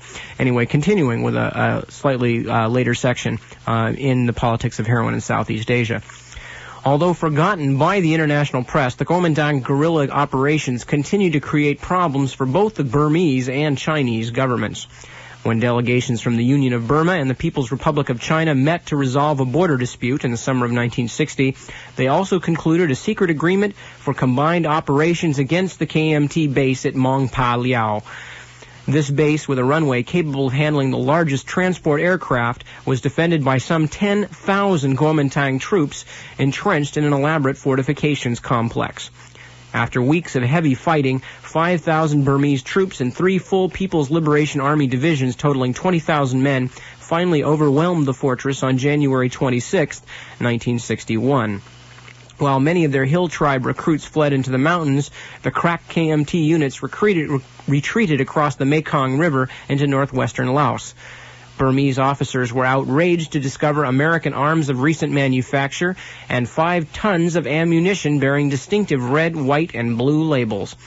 In Rangoon, 10,000 angry demonstrators marched in front of the U.S. Embassy, and Burma sent a note of protest to the United States saying that, quote, large quantities of modern military equipment, mainly of American origin, have been captured by Burmese forces, unquote. State Department officials in Washington disclaimed any responsibility for the arms and promised appropriate action against Taiwan if investigations showed that its military aid shipments had been diverted to Burma. Another round of airlifts to Taiwan began. On April 5th, Taiwan announced the end of the flights, declaring that 4,200 soldiers had been repatriated. 6 days later, Taiwan joined the State Department in disavowing any responsibility for the 6,000 remaining troops. However, within months, the CIA began hiring these disowned Kuomintang remnants as mercenaries for its secret operations in northwestern Laos. Let me read that again to you. Within months, the CIA began hiring these disowned Kuomintang remnants as mercenaries for its secret operations in northwestern Laos. At first glance, the history of the Kuomintang's involvement in the Burmese opium trade seems to be just another case of a CIA client taking advantage of the agency's political protection to enrich itself from the narcotics trade. But upon closer examination, the CIA appears to be much more seriously compromised in this affair. The CIA fostered the growth of the Yunnan Province Anti-Communist National Salvation Army in the borderlands of northeastern Burma, a potentially rich opium-growing region. There is no question of CIA ignorance or naivete, for as early as 1952, the New York Times and other major American newspapers published detailed accounts of the KMT role in the narcotics trade. But most disturbing of all is the coincidence that the Kuomintang's Bangkok connection, the commander of the Thai police, General Phao, Phao, was the CIA's man in Thailand. Still more about General Phao appears in McCoy's book. Continuing. There can be little doubt that the CIA support was an invaluable asset to General Phao in managing the opium traffic. The agency supplied the aircraft, motor vehicles, and naval vessels that gave Phao the logistic capability to move opium from the poppy fields to the sea lanes. And his role in protecting sea supplies shipments to the Kuomintang no doubt gave Phao a considerable advantage in establishing himself as the exclusive exporter of Kuomintang opium. By the way, Sea Supply was a CIA proprietary set up by a CIA agent named Paul Helliwell that was operating in conjunction with Kuomintang. You may want to start this over again because I want to mention broadcasting from Foothill College. This is KFJC, Los Altos Hills. Right. Now, recapping what we just looked at, we looked at how basically the military muscle provided to the Kuomintang exiles in Burma by CIA enabled them to take over the Burmese opium trade and expand it. This opium trade was used to provide them with the necessary income to support their mercenary army in Burma. This mercenary army not only operated against communist China, which it was supposed to, it also began operating against Burma in an attempt to take over Burma entirely, and apparently did so with CIA support. And eventually, of course, this CIA strengthened Kuomintang group in Burma began shipping opium on a regular basis to Thailand, and their primary contact there was the CIA's man in Thailand, General Phao. Now, resuming once again this section of the politics of heroin in Southeast Asia, there can be little doubt that the CIA's support was an invaluable asset to General Phao in managing the opium traffic. The agency supplied the aircraft, motor vehicles, and naval vessels that gave Phao the logistic capability to move opium from the poppy fields to the sea lanes. And his role in protecting sea supplies shipments to the Kuomintang no doubt gave Phao a considerable advantage in establishing himself as the exclusive exporter of Kuomintang opium. And recall again, sea supply, a CIA proprietary. Resuming the narrative. Given its even greater involvement in the Kuomintang's Shan State's opium commerce, how do we evaluate the CIA's role in the evolution of large-scale opium trafficking in the Burma-Thailand region? Under the Kennedy administration, presidential advisor Walt W. Rostow popularized a doctrine of economic development that preached that a stagnant, underdeveloped economy could be jarred into a period of rapid growth, an economic takeoff, unquote, by a massive injection of foreign aid and capital, which could then be withdrawn as the economy coasted into a period of self-sustained growth. CIA support for Phao and the Kuomintang seems to have sparked such a takeoff, unquote, in the Burma-Thailand opium trade during the 1950s. Modern aircraft replaced mules, naval vessels replaced sampans, and well-trained military organizations expropriated the traffic from bands of illiterate mountain traders. Never before had the Shan states encountered smugglers with the discipline, technology, and ruthlessness of the Kuomintang. Under General Phao's leadership, Thailand had changed from an opium-consuming nation to the world's most important opium distribution center. The Golden Triangle's opium production approached its present scale. Burma's total harvest had increased from less than 40 tons just before World War II to 300 to 400 tons in 1962, with Thailand's expanded at an even greater rate from 7 tons to over 100 tons. In a 1970 report, the U.S. Bureau of Narcotics concluded, quote, by the end of the 1950s, Burma, Laos, and Thailand together had become a massive producer and the source of more than half the world's present illicit supply of 1,250 to 14,000 tons annually. Moreover, with this increase in output, the region of the Far East and Southeast Asia quickly became self-sufficient in opium. But was this increase in opium production the result of a conscious decision by the CIA to support its allies Phao and the Kuomintang through the narcotics traffic? Was this the CIA's Operation X? Interrupting, we'll look at Operation X presently. There can be no doubt that the CIA knew its allies were heavily involved in the traffic. Headlines made it known to the whole world, and Phao was responsible for Thailand's censure by the UN's Commission on Narcotic Drugs. Certainly the CIA did nothing to halt the trade or to prevent its aid from being abused. But whether the CIA actively organized the traffic is something only the agency itself can answer. In any case, by the early 1960s, the Golden Triangle had become the largest single opium-growing region in the world, a vast reservoir able to supply America's lucrative markets should any difficulties arise in the Mediterranean heroin complex. The Golden Triangle had surplus opium. It had well-protected, disciplined syndicates. With the right set of circumstances, it could easily become America's major heroin supplier. And those circumstances were soon to develop. So again, we've taken a look at the role of the CIA in promoting the Kuomintang's exile armies in the Golden Triangle in Burma, Laos, and Thailand, in promoting raising the Golden Triangle into one of the major opium production centers in the entire world. As McCoy indicates in that section, it's unclear whether this was a result of conscious CIA policy, although in light of events that we're going to be covering in future broadcasts, that's a possibility that can't be ruled out. The point is that so far, we've taken a look at CIA anti-communist counterinsurgency programs and cooperative programs with organized crime syndicates in Sicily, Corsica and in China, and we've looked at how these resulted in the dominant post-war opium production centers and heroin importing networks. We've looked at how the Sicilian Mafia was restored to power, and in turn, Sicilian Mafia cooperates with Corsican Syndicate, which also gets its necessary muscle also from CIA. That becomes the French connection. We then took a look at how the Kuomintang began working with U.S. intelligence. Kuomintang, in turn, relying heavily on a dope syndicate run by Tu Yuesheng and Tai Li.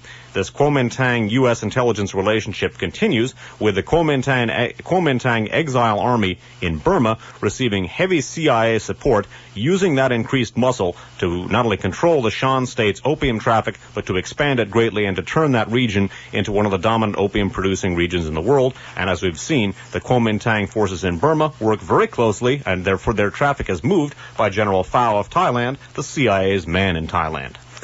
Now, we talked earlier in the broadcast about how heroin and illicit narcotics in general become a political tool in the way that they can supply money for clandestine operations. We're going to look now at how heroin became one of the major factors in Vietnam, even predating the American presence in Vietnam, and how the idea of heroin as a major gain of political and actual economic capital came to be. Reading again from Alfred McCoy's book, The Politics of Heroin, etc., etc. They're talking again about Vietnam. The French suffered through several years of frustrating stalemate before realizing that their application of classical textbook precepts was losing the war.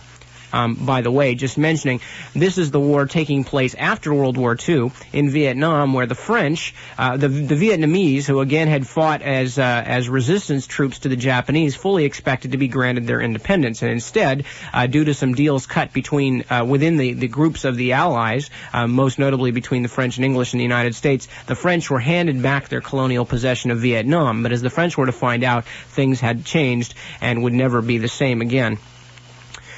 So the French suffered through this several years of frustrating stalemate before realizing their application of textbook precepts was losing the war. But they slowly developed a new strategy of counter-guerrilla or counter-insurgency warfare. By 1950 to 1951, younger, innovative French officers had abandoned the conventional war precepts that essentially visualized Indochina as a depopulated staging ground for fortified lines, massive sweeps, and flanking maneuvers. Instead, Indochina became a vast chessboard where hill tribes, bandits, and religious minorities could be used as pawns to hold certain territories and prevent Viet Minh infiltration. The Viet Minh were the precursors to what we knew as the Viet Cong. The French concluded formal alliances with a number of these ethnic or religious factions and supplied them with arms and money to keep the Viet Minh out of their area. The French hope was to atomize the Viet Minh's mobilized unified mass into a mosaic of autonomous fiefs hostile to the revolutionary movement. Major Roger Trinquier and Captain Antoine Savani were the most important apostles of this new military doctrine. Captain Savani secured portions of Cochin China, comprising Saigon and the Mekong Delta, by rallying river pirates, Catholics, and Messianic religious cults to the French side. Along the spine of the Annamite Mountains from the Central Highlands to the China border, Major Trinquier recruited an incredible variety of hill tribes. By 1954, more than 40,000 tribal mercenaries were busy ambushing Viet Minh supply lines, safeguarding territory, and providing intelligence.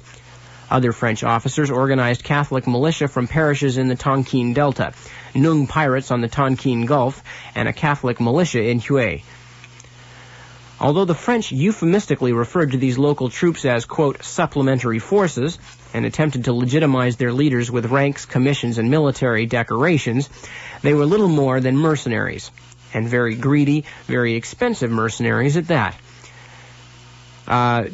To ensure the loyalty of the Bin Zayen river pirates who guarded Saigon, the French allowed them to organize a variety of lucrative criminal enterprises and paid them an annual stipend of $85,000 as well. Trinquier may have had 40,000 hill tribe guerrillas under his command by 1954, but he also had to pay dearly for their services. He needed an initial outlay of $15,000 for basic training, arms, and bonuses to set up each mercenary unit of 150 men. It is no exaggeration to say that the success of Savani's and Trankier's work depended almost entirely on adequate financing. If they were well funded, they could expand their programs almost indefinitely, but without capital, they could not even begin. But the counterinsurgency efforts were continually plagued by a lack of money. The war was tremendously unpopular in France, and the French National Assembly reduced its outlay to barely enough for the regular military units, leaving almost nothing for extras such as paramilitary or intelligence work. Moreover, the High Command itself never really approved of the younger generation's unconventional approach, and were unwilling to divert scarce funds from the regular units. Tranquier still complains that the High Command never understood what he was trying to do, and says that they consistently refused to provide sufficient funds for his operations. The solution was Operation X, a clandestine narcotics traffic so secret that only high-ranking French and Vietnamese officials even knew of its existence. The anti-opium drive that began in 1946 received scant support from the, quote, Indochina hands. Customs officials, by Indochina hands they mean the people who'd been there for a long time, the old French officials. Customs officials continued to purchase raw opium from the Mao, that's a tribe, and the opium-smoking dens, cosmetically renamed detoxification clinics, continued to sell unlimited quantities of opium. However, on September 3, 1948, the French High Commissioner announced that each smoker had to register with the government, submit to a medical examination to ascertain the degree of his addiction, and then be weaned of the habit by having his dosage gradually reduced. Statistically, the program was a success. The Customs Service had bought 60 tons of raw opium from the Mao and Yao in 1943, but in 1951 they purchased almost nothing. The detoxification clinics, quote-unquote, were closed, and the hermetically sealed opium packets each addict purchased from the Customs Service contained a constantly dwindling amount of opium. But the opium trade remained essentially unchanged. The only real differences were that the government, having abandoned opium as a source of revenue, now faced serious budgetary problems, and the French intelligence community, having secretly taken over the opium trade, had all theirs solved. The opium monopoly had gone underground to become Operation X. We're going to look at more of how Operation X is financed, how Operation X was supervised right now. And the implication for this is, of course, that these very same tribesmen, when the U.S. took over the French role in Vietnam, these very same tribesmen then became instrumental in the so-called secret war in Laos. The Hmong or Mao tribesmen became a key element of the CIA operation as well. We're going to look at that in just a second. Continuing now with some more discussion of Operation X. During its peak years from 1951 to 1954, Operation X was sanctioned on the highest levels by Colonel Belleau, B-E-L-L-E-U-X, for SDECE, and General Raoul Salon for the Expeditionary Corps. Below them, Major Tranquier of MACG assured Operation X a steady supply of Mao opium by ordering his liaison officers serving with Mao Commander Tubi Lai Fung and Thai Federation leader Deo Van Long to buy opium at a competitive price. Among the various French paramilitary agencies, the work of the Mixed Airborne Command Group, MACG, was most inextricably interwoven with the opium trade, and not only in order to finance operations. For its field officers in Laos and Tonkin had soon realized that unless they provided a regular outlet for the local opium production, the prosperity and loyalty of their hill tribe allies would be undermined. Once the opium was collected after the annual spring harvest, Tranquier had the mountain guerrillas fly it to Captain Saint-Jacques Vang Tu near Saigon, where the Action Service School trained hill tribe mercenaries at a military base. There were no customs or police controls to interfere with or expose the illicit shipments here. From Cap Saint-Jacques, the opium was trucked the 60 miles into Saigon and turned over to the Binh Xuyen bandits, who were there serving as the city's local militia and managing its opium traffic under the supervision of Captain Antoine Savani of the 12e Bureau. The Binh Xuyen, by the way, it's B-I-N-H-X-U-Y-E-N, the Binh Xuyen operated two major opium boiling plants in Saigon, one near their headquarters at Cholon's Y Bridge and the other near the National Assembly, to transform the raw poppy sap into a smokable form. The bandits distributed the prepared opium to dens and retail shops throughout Saigon and Cholon, some of which were owned by the Binh Xuyen. The others paid the gangsters a substantial share of their profits for protection. The Binh Xuyen divided its receipts with Tranquier's MACG and Savani's 12e Bureau. Any surplus opium the Binzian were unable to market was sold to local Chinese merchants for export to Hong Kong, or else to the Corsican criminal syndicates in Saigon for shipment to Marseille. MACG deposited its portion in a secret account managed by the Action Service Office in Saigon. When Tubi Laifeng, that's T-O-U-B-Y-L-Y-F-O-U-N-G, or any other Mao tribal leader needed money, he flew to Saigon and personally drew money out of the caisse noire, or black box. So basically, the MACG, the Military Airborne Command Group, which was the sort of patchwork quilt of local tribesmen put together by Major Tronquier, and which served as a mercenary army for the French in Vietnam, was dependent in much the same way as the Kuomintang's CIA-supported forces in Burma were dependent on the opium traffic in order to finance their military operations. And again, this Operation X here represented a taking over, in essence, of the opium trade in Southeast Asia, or in Vietnam, by French intelligence in order to finance its mercenary army, chiefly the Mao tribesmen. The Mao, or Hmong tribesmen, as they're known, I think they prefer to be known as the Hmong tribesmen. The Mao or Hmong tribesmen are opium farmers, and it was this opium crop which financed their military operations. And this is a pattern which was then to reassert itself after the U.S. assumed the French role in Indochina. Talking a little bit about the changeover, and again, the United States first came into Vietnam to help to try and bail the French out of the siege at Dien Bien Phu, and found themselves growing increasingly enmeshed in the political climate of Vietnam, and to the doctrine of facing off against the communists or communism, which was conceived of as being a monolithic bloc, wherever it might appear. And as the French began to pull out, the Americans began to ease into their place. Reading some more from The Politics of Heroin.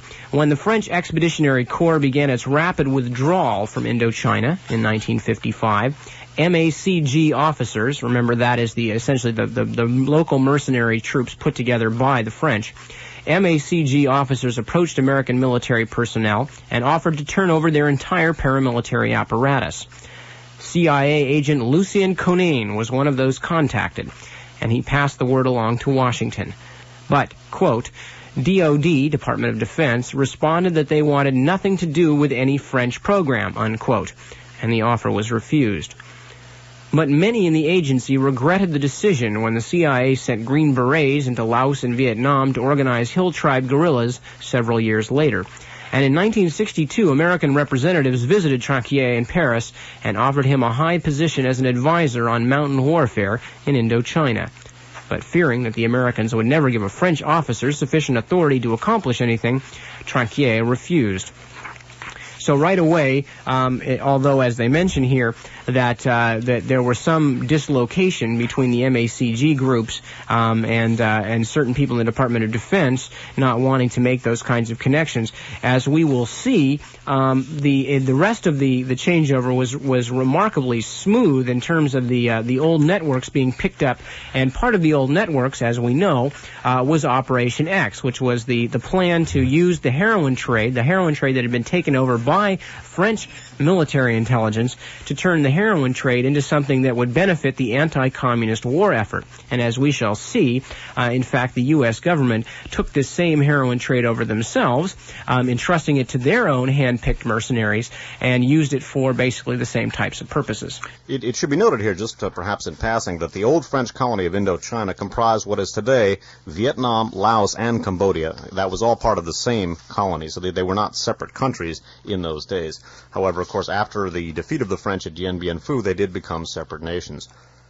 Now, again, in Laos, the CIA then picked up more or less where the French in Operation X left off. They began subsidizing the Hmong or Mao tribesmen as a secret army in Laos to harass Vietnamese supplies, North Vietnamese supplies, moving into what was then known as South Vietnam.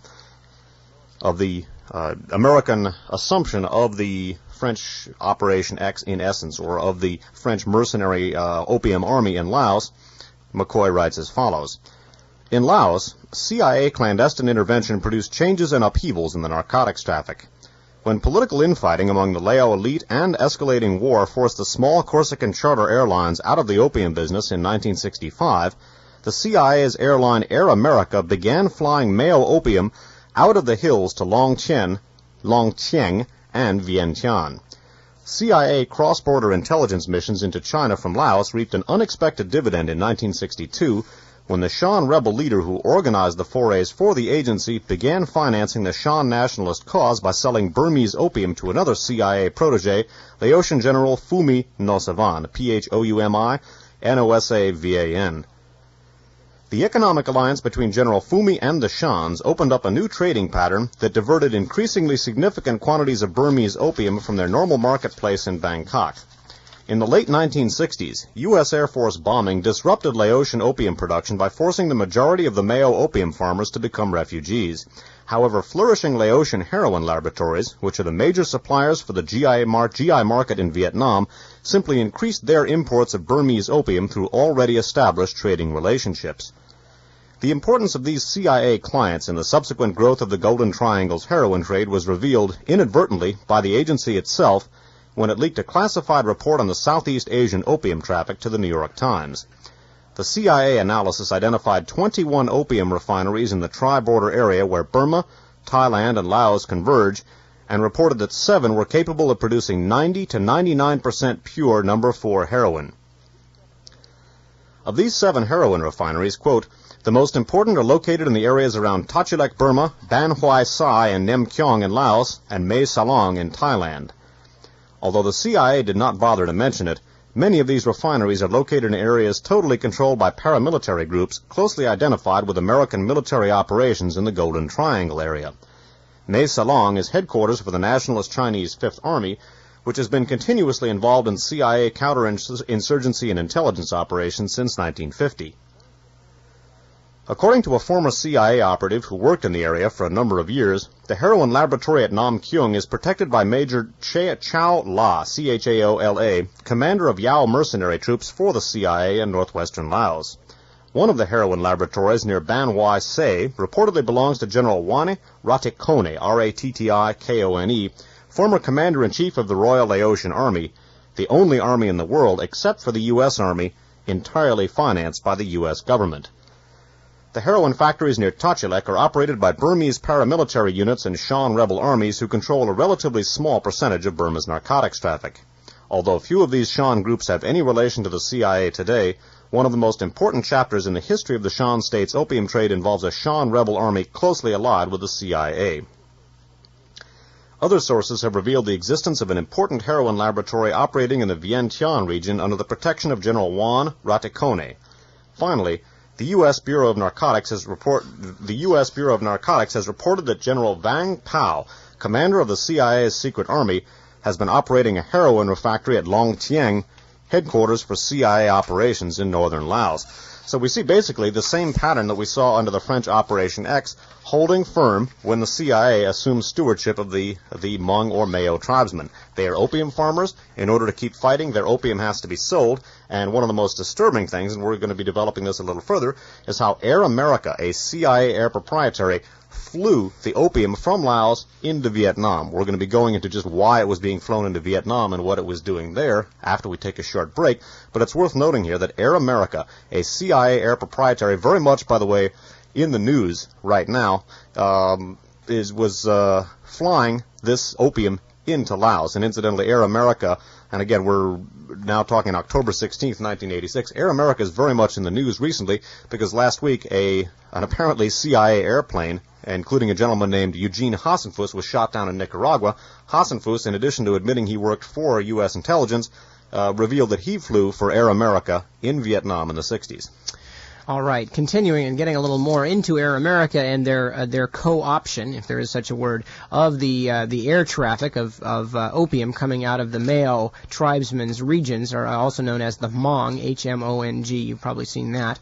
And reading more from McCoy's book, wartime conditions had increased Mayo dependence on poppy cultivation, and the lack of air transport created serious economic problems for hill tribe opium farmers, Since the CIA was using the Mayo population to combat Pathet Lao forces in the mountains of northeastern Laos, the Pathet Lao are the communist Laotian army, since the CIA was using the Mayo population to combat Pathet Lao forces in the mountains of northeastern Laos, the prosperity and well-being of this tribe was of paramount importance to the agency's success.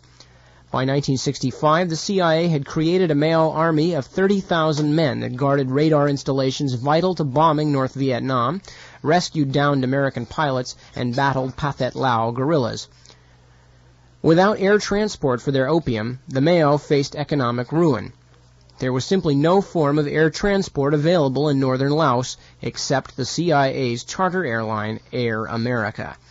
And, according to several sources, Air America began flying opium from mountain villages north and east of the Plain of Jars to General Vang Pao's headquarters at Long Tien. Air America was known to be flying Mao opium as late as 1971.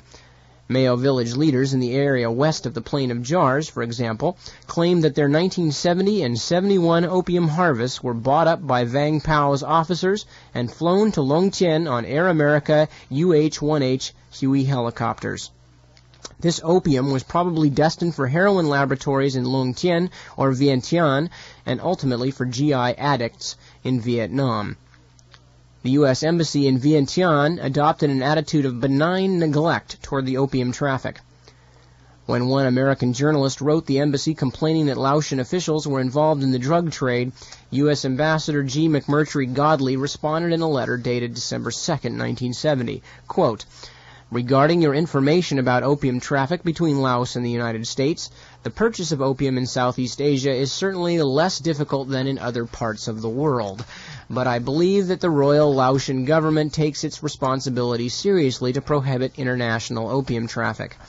However, latest information available to me indicated that all of Southeast Asia produces only 5% of narcotics, which are, unfortunately, illegally imported to Great Britain and the U.S.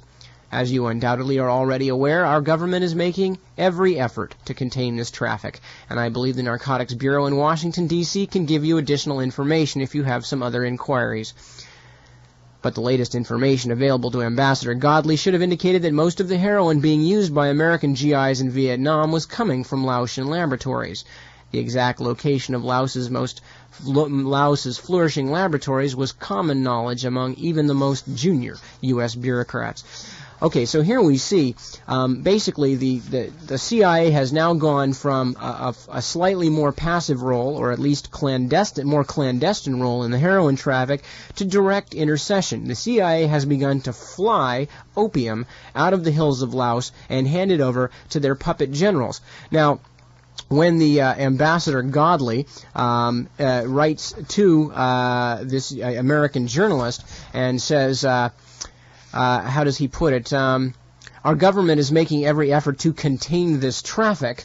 He perhaps was either being cynical and sarcastic, or he was telling more truth than he knew. For as a matter of fact, the CIA was certainly doing its best to contain the traffic, and had contained the traffic pretty thoroughly, since they had a monopoly on the air transport of opium at that point. And bear in mind again, folks, while we're talking about this several years after the fact, these things are still going on. But in this case, most specifically, many of you out there either were in Vietnam, had relatives in Vietnam, sons, fathers, brothers, cousins.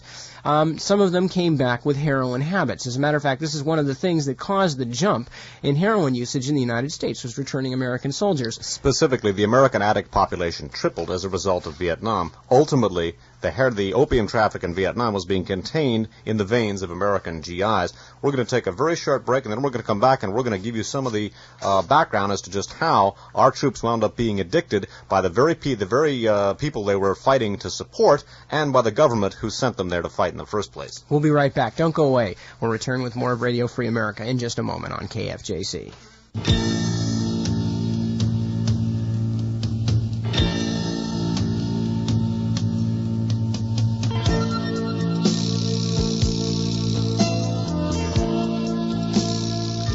And we're back for the home stretch of tonight's Radio Free America. This is Nip Tuck with Dave Emory in the studios at KFJC, and we are just into the final 25 minutes or so of tonight's broadcast, the first of at least 3 and possibly 4, because as you can see, it's a massive story on the collusion of international intelligence and the international drug trade. And right now, we have just finished talking about a very important step when the CIA stopped being just a clandestine behind-the-scenes manipulator of the drug traffic and the political gains attached thereto, and became, for the first time, at least as far as we can tell, an active full-time participant using a CIA proprietary owned and operated airline, Air America, to bring the opium down out of the Laos Hills, the Mayo tribesmen's opium farms, and down and giving them to the troops of General Vang Pao, who was essentially a CIA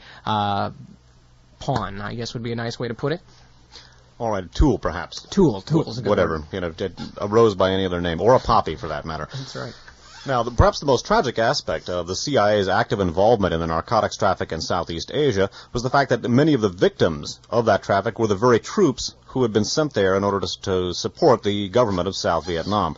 As indicated in the passage that Nip read you just before the break, many GIs, and as I'm sure a great many of you are aware, a great many GIs became addicted to heroin in Vietnam, and their return to the United States after their tour of duty tripled the addict population of the United States. As we've indicated, or as we've seen, that heroin was being grown by CIA allies in Laos, was coming out of Laos via the CIA, and was being transported into South Vietnam, and the main traffickers, as we're going to begin looking at in just a second, were key elements of the South Vietnamese government. Looking at the heroin epidemic among American GIs in Vietnam, returning once again to the politics of heroin in Southeast Asia by Alfred McCoy. The sudden burst of heroin addiction among GIs in 1970 was the most important development in Southeast Asia's narcotics traffic since the region attained self-sufficiency in opium production in the late 1950s. By 1968-69, the Golden Triangle region was harvesting close to 1,000 tons of raw opium annually, exporting morphine base to European heroin laboratories, and shipping substantial quantities of narcotics to Hong Kong both for local consumption and re-export to the United States. Although large amounts of chunky, low-grade No. 3 heroin were being produced in Bangkok and the Golden Triangle for the local market, there were no laboratories anywhere in Southeast Asia capable of producing the fine-grained, 80 to 99% pure No. 4 heroin. However, in late 1969 and early 1970, Golden Triangle Laboratories added the final, dangerous ether precipitation process and converted to production of No. 4 heroin. Many of the master chemists who supervised the conversion were Chinese, brought in specially from Hong Kong. In a June 1971 report, the CIA said that conversion from No. 3 to No. 4 heroin production in the Golden Triangle, quote, appears to be due to the sudden increase in demand by a large and relatively affluent market in South Vietnam, unquote.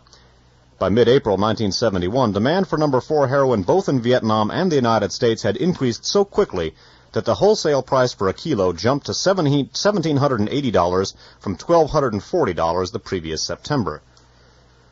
Once large quantities of heroin became available to American GIs in Vietnam, heroin addiction spread like a plague. Previously non-existent in South Vietnam, suddenly No. 4 heroin was everywhere. 14-year-old girls were selling heroin at roadside stands on the main highway from Saigon to the U.S. Army base at Long Binh. Saigon street peddlers stuffed plastic vials of 95% pure heroin into the pockets of GIs as they strolled through downtown Saigon. And Mama Sans, or Vietnamese barracks maids, started carrying a few vials to work for sale to on-duty GIs. With this kind of aggressive sales campaign, the results were predictable. In September of 1970, Army medical officers questioned 3,103 soldiers of the Americal Division and discovered that 11.9% had tried heroin since they came to Vietnam, and 6.6% were still using it on a regular basis. In November, a U.S. engineering battalion in the Mekong Delta reported that 14% of its troops were on heroin. By mid-1971, U.S. Army medical officers were estimating that about 10 to 15%, or 25 to 37,000 of the lower-ranking enlisted men serving in Vietnam were heroin users. As base after base was overrun by these ant armies of heroin pushers with their identical plastic vials, GIs and officers alike started asking themselves why this was happening. Who was behind this heroin plague?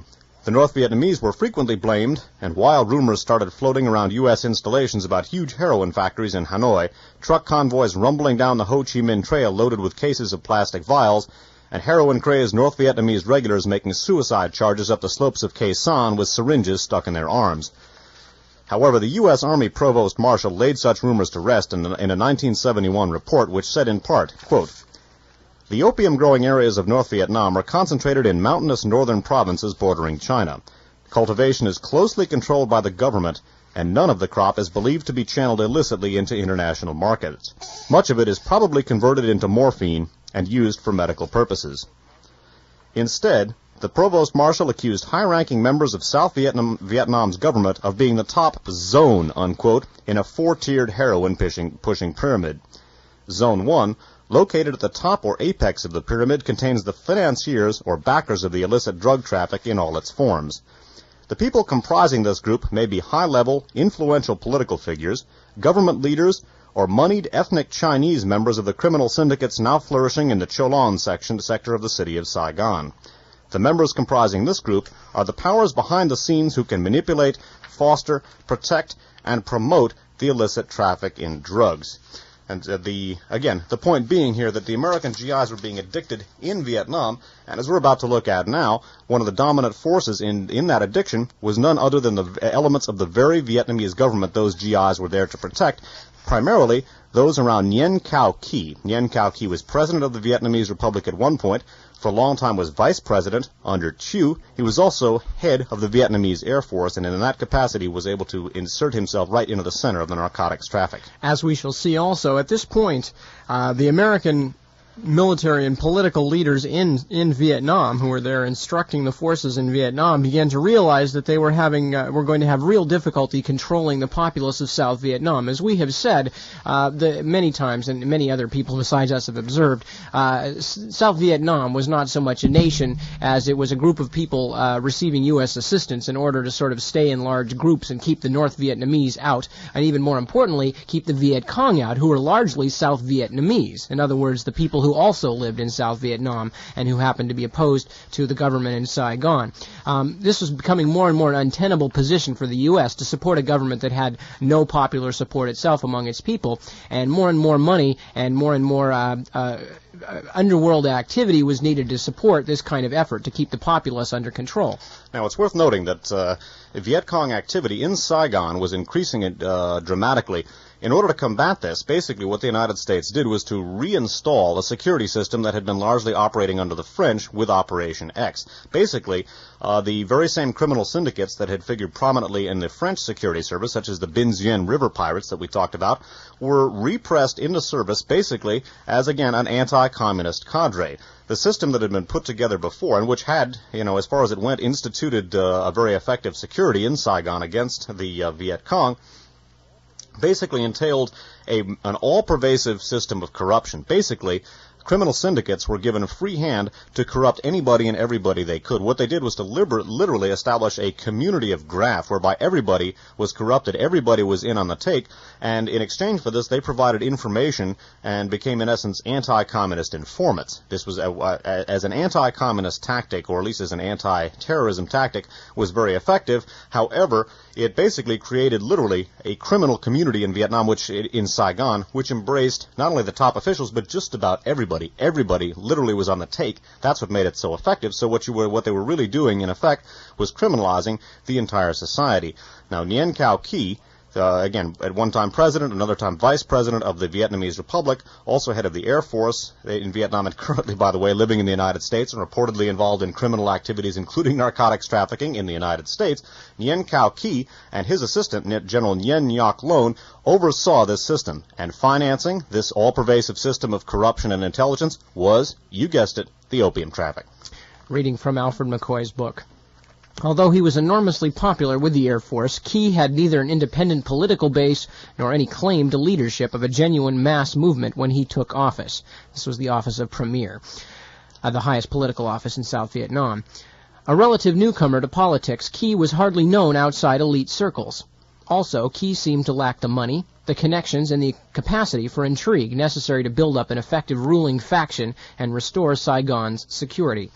But he solved these problems in the traditional Vietnamese manner by choosing a power broker, a, quote, heavy, as Machiavellian and corrupt as Bay Vien or Ngo Dinh Yu. This man was General Nguyen Ngoc Loan, L-O-A-N. Loan was easily the brightest of the young Air Force officers. His career was marked by rapid advancement and assignment to such technically demanding jobs as commander of the Light Observation Group and assistant commander of the Tactical Operations Center. Loan also had served as deputy commander to Ky, an old classmate and friend, in the aftermath of the anti-Diem coup.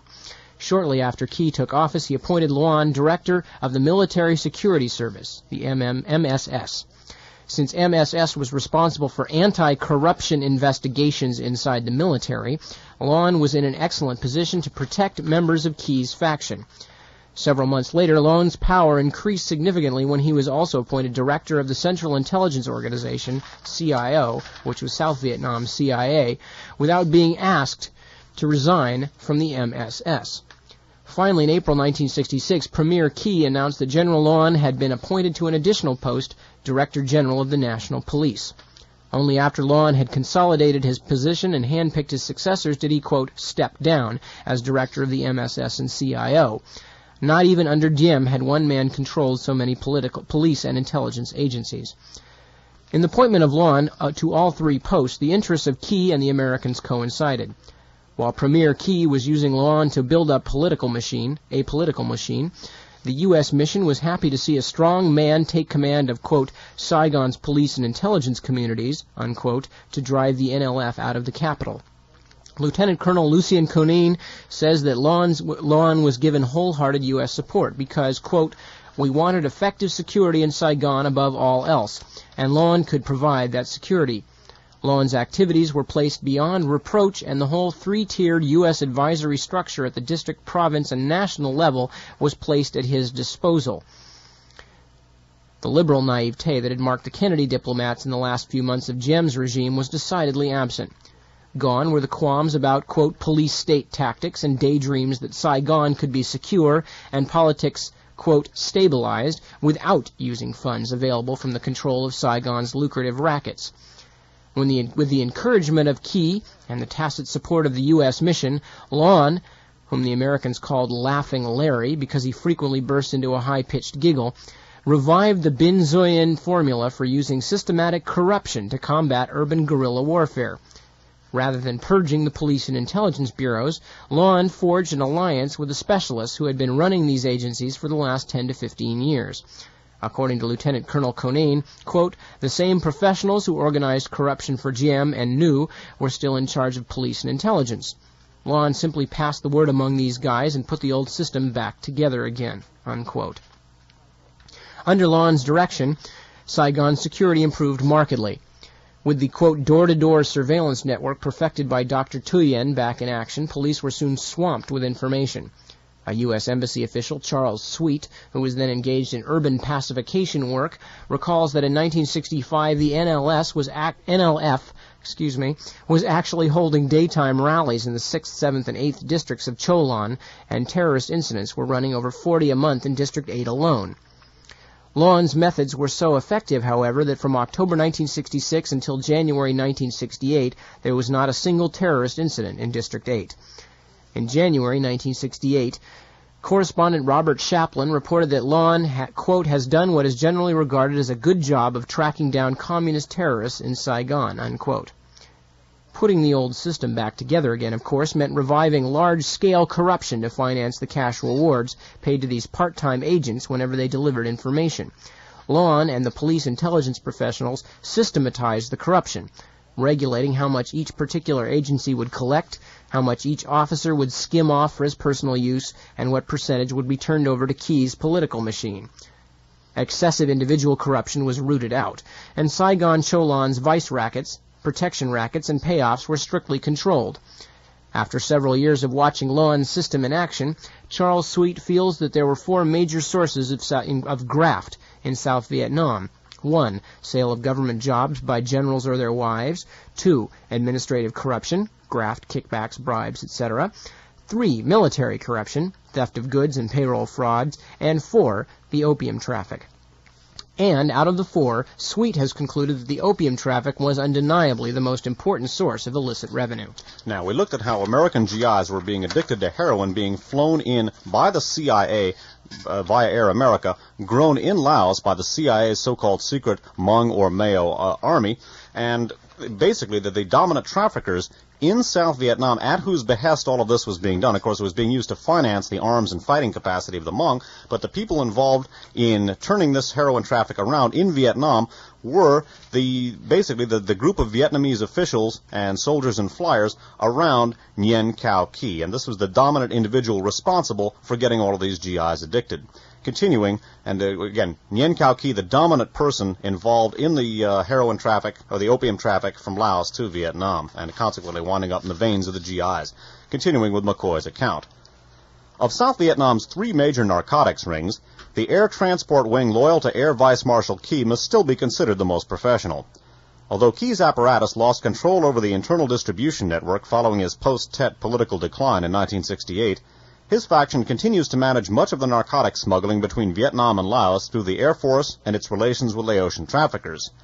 With over 10 years of experience, it has connections with the Lao elite that the other 2 factions cannot even hope to equal. Rather than buying heroin through a maze of middlemen, Ky's apparatus deals directly with a heroin laboratory operating somewhere in the Vientiane region. According to a U.S. police advisor stationed in Vientiane, this laboratory is supposed to be one of the most active in Laos and is managed by a Chinese entrepreneur named Hu Tim Heng. Heng is the link between one of Laos's major opium merchants, General Juan Ratikon, former commander-in-chief of the Laotian Army, and the Air Transport Wing heroin ring. From the viewpoint of the narcotics traffic, Hu Tim Heng's most important legitimate commercial venture is the Pepsi-Cola bottling factory on the outskirts of Vientiane. With Prime Minister Suvarna Phuma's son Panya as the official president, Heng and 2 other Chinese financiers began construction in 1965 and 6. Although the presence of the Prime Minister's son at the head of the company qualified the venture for generous financial support from USAID, the U.S. Agency for International Development, the plant has still not bottled a single Pepsi after 5 years of stop-start construction. The completed factory building has a forlorn, abandoned look about it. While Pepsi's competitors are mystified at the company's lackadaisical attitude, the U.S. Bureau of Narcotics has an answer to the riddle. Bureau sources report that Heng has been using his Pepsi operation as a cover for purchases of chemicals vital to the processing of heroin, such as ether and acetic anhydride, and for large financial transactions. Once the heroin is processed and packaged in large plastic envelopes, other experienced members of the Ky apparatus take charge of arranging shipment to South Vietnam. Mrs. Nguyen Thi Ly, Ky's older sister, last name, by the way, Thily, Ky's elder sister had directed much of the traffic from the Sedon Palace Hotel in Pak Se while her brother was premier. But in 1967, she gave up her position as manager and moved back to Saigon. However, sources in Vientiane's Vietnamese community report that she and her husband have traveled between Saigon, Pak Se, and Vientiane at least once a month since they returned to Vietnam. Mrs. Lee purchases heroin produced in Hu Tim Heng's clandestine laboratory and has it shipped to Pak Se or Phnom Penh, where it is picked up by Vietnamese Air Force transports. In addition, the U.S. Bureau of Narcotics believes that General Lone's old assistant, Mai Den, may also be involved in this operation. After General Lone was wounded in May of 1968, Mai Den was forced out of his position as director of the CIO's Foreign Intelligence Bureau, and he exiled himself to Bangkok. For 2 years, this wily chameleon had used his CIO agents to weave a net of drug contacts across the Golden Triangle, and the Bureau of Narcotics has reason to believe he may still be using them. Normally, those Air Force officers responsible for directing the flow of narcotics to South Vietnam purchase the drugs and have them delivered, often by the Laotian Air Force, to points in Laos, particularly Pak Se, or else across the border in Pleiku Province, South Vietnam, or in Phnom Penh, Cambodia.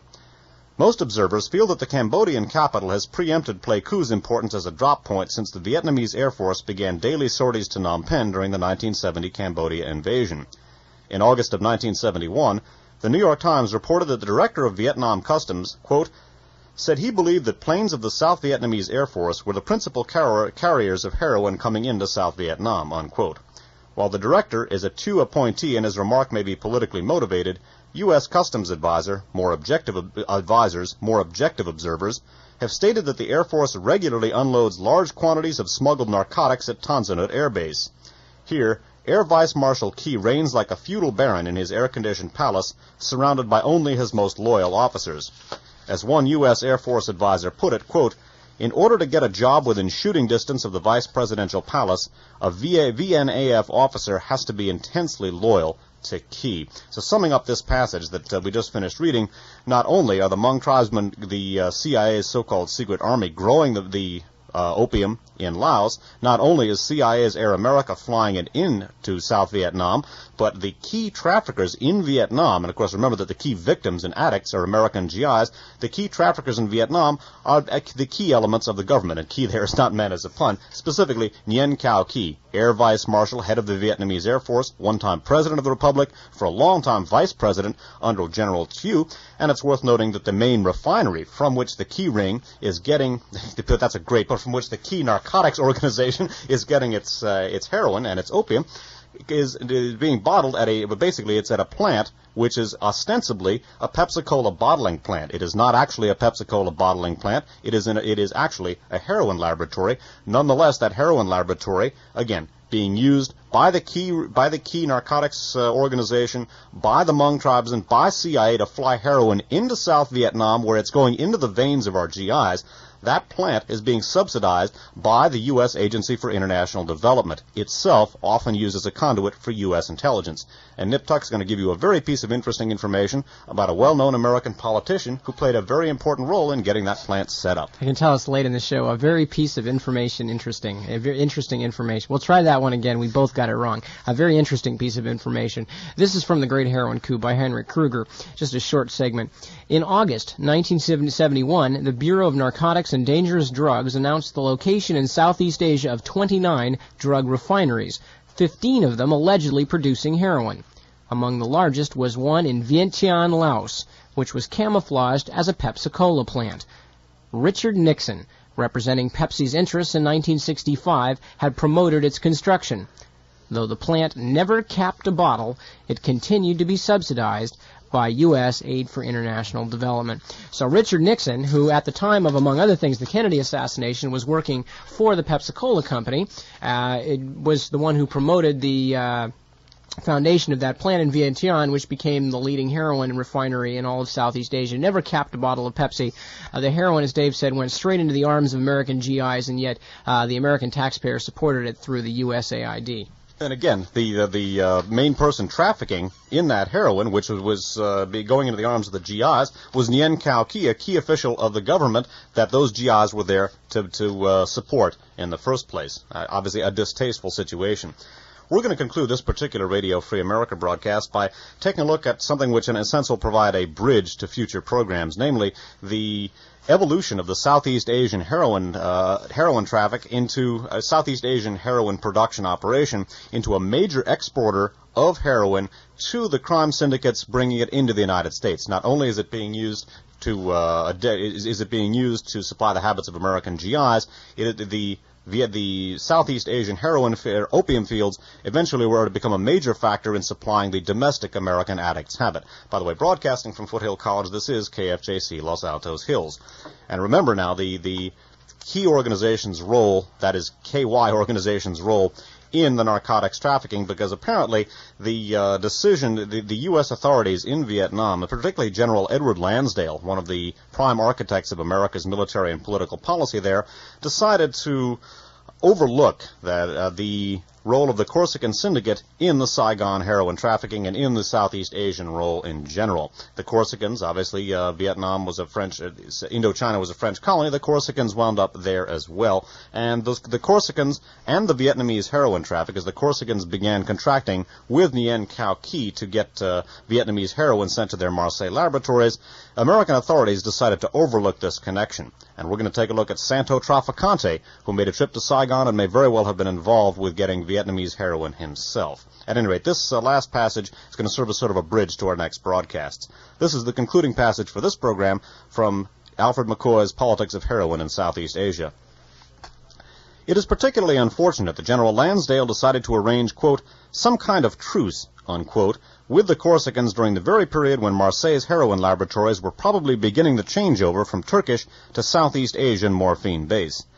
In a mid-1971 interview, Lieutenant Colonel Conin said that power brokers in Premier Key's apparatus contacted the leaders of Saigon's Corsican underworld in 1965 and 6 and agreed to let them start making large drug shipments to Europe in exchange for a fixed percentage of the profits. By October of 1969, these shipments had become so important to Marseille's heroin laboratories that, according to Conin, there was a summit meeting of Corsican syndicate bosses from around the world at Saigon's Continental Palace Hotel. syndicate leaders from Marseille, Bangkok, Vientiane, and Phnom Penh flew in for the meeting, which discussed a wide range of international rackets, but probably focused on reorganizing the narcotics traffic. According to one well-informed U.S. diplomat in Saigon, the U.S. Embassy has a reliable Corsican informant who claims that similar meetings were also held in 1968 and 1970 at the Continental Palace. Most significantly, American Mafia boss Santo Trafficante Jr. visited Saigon in 1968 and is believed to have contacted Corsican syndicate leaders there. Vietnamese police officials report that the current owner of the Continental Palace is Philippe Francini, the heir of Mathieu Francini, the reported organizer of currency and opium smuggling rackets between Saigon and Marseille during the First Indochina War. Police officials also point out that some of Key's strongest supporters in the Air Force, Transport Division Commander Colonel Phang Phong Tien, is close to many Corsican gangsters and has been implicated in the smuggling of drugs between Laos and Vietnam. From 1965 to 1967, General Lansdale's senior liaison office worked closely with Premier Key's administration, and the general himself was identified as one of the young premier's stronger supporters among U.S. mission personnel. One can only wonder whether Conin's and Lansdale's willingness to grant the Corsicans a truce, unquote, and overlook their growing involvement in the American heroin traffic might not have been motivated by political considerations, i.e., their fear of embarrassing Premier Key. All right, so quick summation tonight. We realize that with these archive broadcasts, you're listening to an awful lot of strange names, especially tonight's broadcast with all the Italian and Corsican and French and Sicilian and now Laotian and Vietnamese and Thai names. It's very complicated. This is the reason, of course, that we advocate taping them. In just a moment, Dave is going to tell you about where you can get a tape if you were not able to tape this broadcast yourself. Just to cap the main high points, just so you can go away with this clear, we talked probably should call them the most significant points in the present yeah, context. That's right. We're going to stay away from it's key. It's like talking about the key ring. You know? Yeah, we're going to stay away from key for the rest of the day. Capping the most significant points off, and what started as originally a marriage of convenience between American intelligence and the American military and certain underworld organizations, namely the Corsican Union Corse underworld gang and, of course, the Sicilian Mafia, after becoming originally a marriage of convenience for political purposes, so that these groups could be used to suppress labor and leftist political organizations in Europe at the end of World War II, before very long, the intelligence forces of France and the United States found out how very valuable the opium traffic that these underworld gangs were involved in could be, and how very lucrative they could be in terms of being able to use the money to supply political forces. Of course, also the same thing happened in China, where Chiang Kai-shek's intelligence operation was based almost entirely upon drug-dealing gangs, and later when the United States began to have liaison directly with Chiang Kai-shek's intelligence chief, that liaison was in fact right through the same network and operations. So later on, when France and then after them the United States made Southeast Asia the focus of much of their policy for Asia and stopping communism, the combination of these things, the French connections into the opium traffic, and of course the profound involvement of Chiang Kai-shek's Chinese refugees, the KMT, the Kuomintang, meant that the United States would become more and more involved with the heroin traffic, and eventually, by the late 1950s and the mid-1960s, the United States was actively involved to the extent of having a CIA proprietary airline, Air America, actually flying Laotian opium down from the hills to the flatlands, and opium that later wound up being refined in a Pepsi-Cola bottling plant that was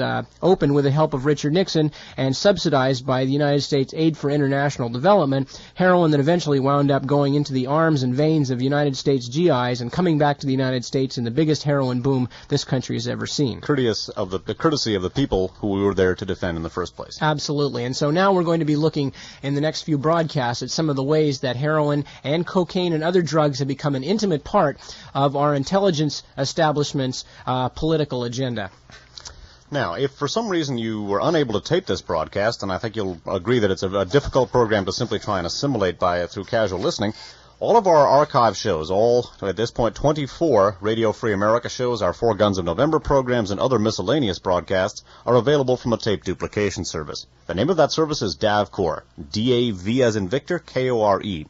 They're located at Suite 1300D, as in Davcor, Space Park Way. 3 words just like it sounds, Space Park Way. It's right down by the NASA Ames facility.